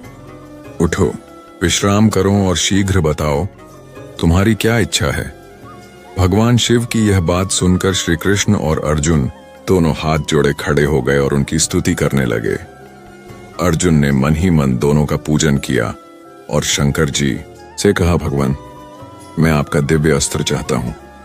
यह सुनकर भगवान शंकर मुस्कुराए और कहा, यहां से पास ही एक दिव्य सरोवर है, मैंने वहां धनुष और बाण रख दिए हैं। बहुत अच्छा, कहकर दोनों उस सरोवर के पास पहुंचे। वहां जाकर देखा तो दो नाग थे। दोनों नाग धनुष और बाण में बदल गए। इसके बाद वे धनुष और बाण लेकर कृष्ण अर्जुन दोनों शंकर भगवान के पास आ गए और उन्हें अर्पण कर दिए। शंकर भगवान की पसली से एक ब्रह्मचारी उत्पन्न हुआ, जिसने मंत्र जप के साथ धनुष को चढ़ाया। वह मंत्र अर्जुन ने याद कर लिया और शंकर जी ने प्रसन्न होकर वह शस्त्र अर्जुन को दे दिया। यह सब अर्जुन ने स्वप्न में ही देखा था। कण्णप की भक्ति भील कुमार कण्णप वन में भटकते भटकते एक मंदिर के समीप पहुंचा। मंदिर में भगवान शंकर की मूर्ति देख उसने सोचा, भगवान इस वन में अकेले हैं, कहीं कोई पशु इन्हें कष्ट न दे। शाम हो गई थी। कण्णप धनुष पर बाण चढ़ाकर मंदिर के द्वार पर पहरा देने लगा। सवेरा होने पर उसे भगवान की पूजा करने का विचार आया, किंतु वह पूजा करने का तरीका नहीं जानता था। वह वन में गया, पशु मारे और आग में उनका मांस भून लिया। मधुमक्खियों का छत्ता तोड़कर शहद निकाला। एक दोने में शहद और मांस लेकर कुछ पुष्प तोड़कर और नदी का जल मुंह में भरकर मंदिर पहुंचा। मूर्ति पर पड़े फूल पत्तों को उसने पैर से हटाया। मुंह से ही मूर्ति पर जल चढ़ाया, फूल चढ़ाए और मांस व शहद नैवेद्य के रूप में रख दिया। उस मंदिर में रोज सुबह एक ब्राह्मण पूजा करने आता था। मंदिर में नित्य ही मांस के टुकड़े देख ब्राह्मण दुखी होता। एक दिन वह छिपकर यह देखने बैठा कि यह करता कौन है। उसने देखा कण्णप आया। उस समय मूर्ति के एक नेत्र से रक्त बहता देख उसने पत्तों की औषधि मूर्ति के नेत्र पर लगाई, किंतु रक्त बंद नहीं हुआ। तब कण्णप ने अपना नेत्र तीर से निकालकर मूर्ति के नेत्र पर रखा। रक्त बंद हो गया। तभी दूसरे नेत्र से रक्त बहने लगा। कण्णप ने दूसरा नेत्र भी अर्पित कर दिया। तभी शंकर जी प्रकट हुए और कण्णप को हृदय से लगाते हुए उसकी नेत्र ज्योति लौटा दी और ब्राह्मण से कहा, मुझे पूजा पद्धति नहीं, श्रद्धापूर्ण भाव ही प्रिय है। वस्तुतः ईश्वर पूर्ण समर्पण के साथ किए स्मरण मात्र से ही प्रसन्न हो जाते हैं और मंगल आशीषों से भक्त को तार देते हैं। गृहपति अवतार भगवान शंकर का 7वां अवतार है। गृहपति यह अवतार हमें संदेश देता है कि हम जो भी कार्य करें उसके केंद्र में भगवान को रखें। अर्थात यदि हम सिर्फ भोजन प्राप्ति के लिए भी कोई कार्य कर रहे हैं तो उसका माध्यम पवित्र तथा धर्मानुसार होना चाहिए। इस कार्य में किसी का अहित नहीं होना चाहिए, तभी हमारा कार्य सफल होगा। पुराणों के अनुसार हमारे शरीर में स्थित जठराग्नि भूख ही भगवान शंकर का गृहपति अवतार है। भूख लगने पर हम जो अन्न ग्रहण करते हैं उसी से हमारे शरीर का पोषण होता है तथा हमारे शरीर में स्थित सूक्ष्म प्राणों को संतुष्टि प्राप्त होती है। यही इस अवतार का मूल संदेश है कि हम जठराग्नि को शांत करने के लिए जो भी कार्य करें वह धर्म के अनुसार हो। शुचिष्मति पुत्र के रूप में अवतरण। नर्मदा के तट पर धर्मपुर नाम का एक नगर था। वहां विश्वानर नाम के एक मुनि तथा उनकी पत्नी शुचिष्मति रहती थीं। शुचिष्मति ने बहुत काल तक निसंतान रहने पर एक दिन अपने पति से शिव के समान पुत्र प्राप्ति की इच्छा की। पत्नी की अभिलाषा पूरी करने के लिए मुनि विश्वनाथ काशी आ गए। यहाँ उन्होंने घोर तप द्वारा भगवान शिव के वीरेश लिंग की आराधना की। एक दिन मुनि को वीरेश लिंग के मध्य एक बालक दिखाई दिया। मुनि ने बाल रूपधारी शिव की पूजा की। उनकी पूजा से प्रसन्न होकर भगवान शंकर ने शुचिष्मति के गर्भ से अवतार लेने का वरदान दिया। कालांतर में शुचिष्मति गर्भवती हुई और भगवान शंकर शुचिष्मति के गर्भ से पुत्र रूप में प्रकट हुए। कहते हैं पितामह ब्रह्मा ने ही उस बालक का नाम गृहपति रखा था। केतकी के पुष्प एक बार ब्रह्मा जी व विष्णु जी में विवाद छिड़ गया कि दोनों में श्रेष्ठ कौन है। ब्रह्मा जी सृष्टि के रचयिता होने के कारण श्रेष्ठ होने का दावा कर रहे थे और भगवान विष्णु पूरी सृष्टि के पालनकर्ता के रूप में स्वयं को श्रेष्ठ कह रहे थे। तभी वहां एक विराट ज्योतिर्मय लिंग प्रकट हुआ। दोनों देवताओं ने सर्वानुमति से यह निश्चय किया गया कि जो इस लिंग के छोर का पहले पता लगाएगा उसे ही श्रेष्ठ माना जाएगा। अतः दोनों विपरीत दिशा में शिवलिंग का छोर ढूंढने निकले। छोर न मिलने के कारण विष्णु जी लौट आए। ब्रह्मा जी भी सफल नहीं हुए, परंतु उन्होंने आकर विष्णु जी से कहा कि वे छोर तक पहुंच गए थे। उन्होंने केतकी के फूल को इस बात का साक्षी बताया। केतकी के पुष्प ने भी ब्रह्मा जी के इस झूठ में उनका साथ दिया। ब्रह्मा जी के असत्य कहने पर स्वयं भगवान शिव वहां प्रकट हुए और उन्होंने ब्रह्मा जी की आलोचना की। दोनों देवताओं ने महादेव की स्तुति की। तब शिव जी बोले कि मैं ही सृष्टि का कारण, उत्पत्तिकर्ता और स्वामी हूं। मैंने ही तुम दोनों को उत्पन्न किया है। शिव ने केतकी पुष्प को झूठा साक्ष्य देने के लिए दंडित करते हुए कहा कि यह फूल मेरी पूजा में उपयोग नहीं किया जा सकेगा। इसीलिए शिव के पूजन में कभी केतकी का पुष्प नहीं चढ़ाया जाता। चंद्रमा को शाप से मुक्ति। चंद्रमा की सुंदरता पर राजा दक्ष की 27 पुत्रियां मोहित हो गईं। वे सभी चंद्रमा से विवाह करना चाहती थीं। दक्ष ने समझाया, सगी बहनों का एक ही पति होने से दाम्पत्य जीवन में बाधा आएगी, लेकिन चंद्रमा के प्रेम में पागल दक्ष पुत्रियां जिद पर अड़ी रहीं। अश्विनी सबसे बड़ी थी। उसने कहा कि पिताजी, हम आपस में मेलजोल से मित्रवत रहेंगे, आपको शिकायत नहीं मिलेगी। दक्ष ने 27 कन्याओं का विवाह चंद्रमा से कर दिया। विवाह से चंद्रमा और उनकी पत्नियां दोनों बहुत प्रसन्न थे, लेकिन ये खुशी ज्यादा दिनों तक नहीं रही। जल्द ही चंद्रमा 27 बहनों में से एक रोहिणी पर ज्यादा मोहित हो गए और अन्य पत्नियों की उपेक्षा करने लगे। ये बात दक्ष को पता चली और उन्होंने चंद्रमा को समझाया। कुछ दिनों तक तो चंद्रमा ठीक रहे, लेकिन जल्द ही वापस रोहिणी पर उनकी आसक्ति पहले से भी ज्यादा तेज हो गई। अन्य पुत्रियों के विलाप से दुखी दक्ष ने फिर चंद्रमा से बात की, लेकिन उन्होंने इसे अपना निजी मामला बताकर दक्ष का अपमान कर दिया। दक्ष प्रजापति थे, कोई देवता भी उनका अनादर नहीं करता था। क्रोधित होकर उन्होंने चंद्रमा को शाप दिया कि तुम क्षय रोग के मरीज हो जाओ। दक्ष के शाप से चंद्रमा क्षय रोग से ग्रस्त होकर धूमिल हो गए। उनकी चमक समाप्त हो गई। पृथ्वी की गति बिगड़ने लगी। परेशान ऋषि मुनि और देवता भगवान ब्रह्मा की शरण में गए। ब्रह्मा दक्ष के पिता थे, लेकिन दक्ष के शाप को समाप्त कर पाना उनके वश में नहीं था। उन्होंने देवताओं को शिवजी की शरण में जाने का सुझाव दिया। ब्रह्मा ने कहा, चंद्रदेव भगवान शिव को तब से प्रसन्न करें। दक्ष पर उनके अलावा किसी का वश नहीं चल सकता। ब्रह्मा की सलाह पर चंद्रमा ने शिवलिंग बनाकर घोर तप आरंभ किया। महादेव प्रसन्न हुए और चंद्रमा से वरदान मांगने को कहा। चंद्रमा ने शिवजी से अपने सभी पापों के लिए क्षमा मांगते हुए क्षय रोग से मुक्ति का वरदान मांगा। भगवान शिव ने कहा कि तुम्हें जिसने शाप दिया है वह कोई साधारण व्यक्ति नहीं है। उसके शाप को समाप्त करना संभव नहीं, फिर भी मैं तुम्हारे लिए कुछ न कुछ करूंगा जरूर। शिव जी बोले, एक माह में जो 2 पक्ष होते हैं उसमें से एक पक्ष में तुम मेरे वरदान से निखरते जाओगे, लेकिन दक्ष के शाप के प्रभाव से दूसरे पक्ष में क्षीण होते जाओगे। शिव के वरदान से चंद्रमा शुक्ल पक्ष में तेजस्वी रहते हैं और कृष्ण पक्ष में धूमिल हो जाते हैं।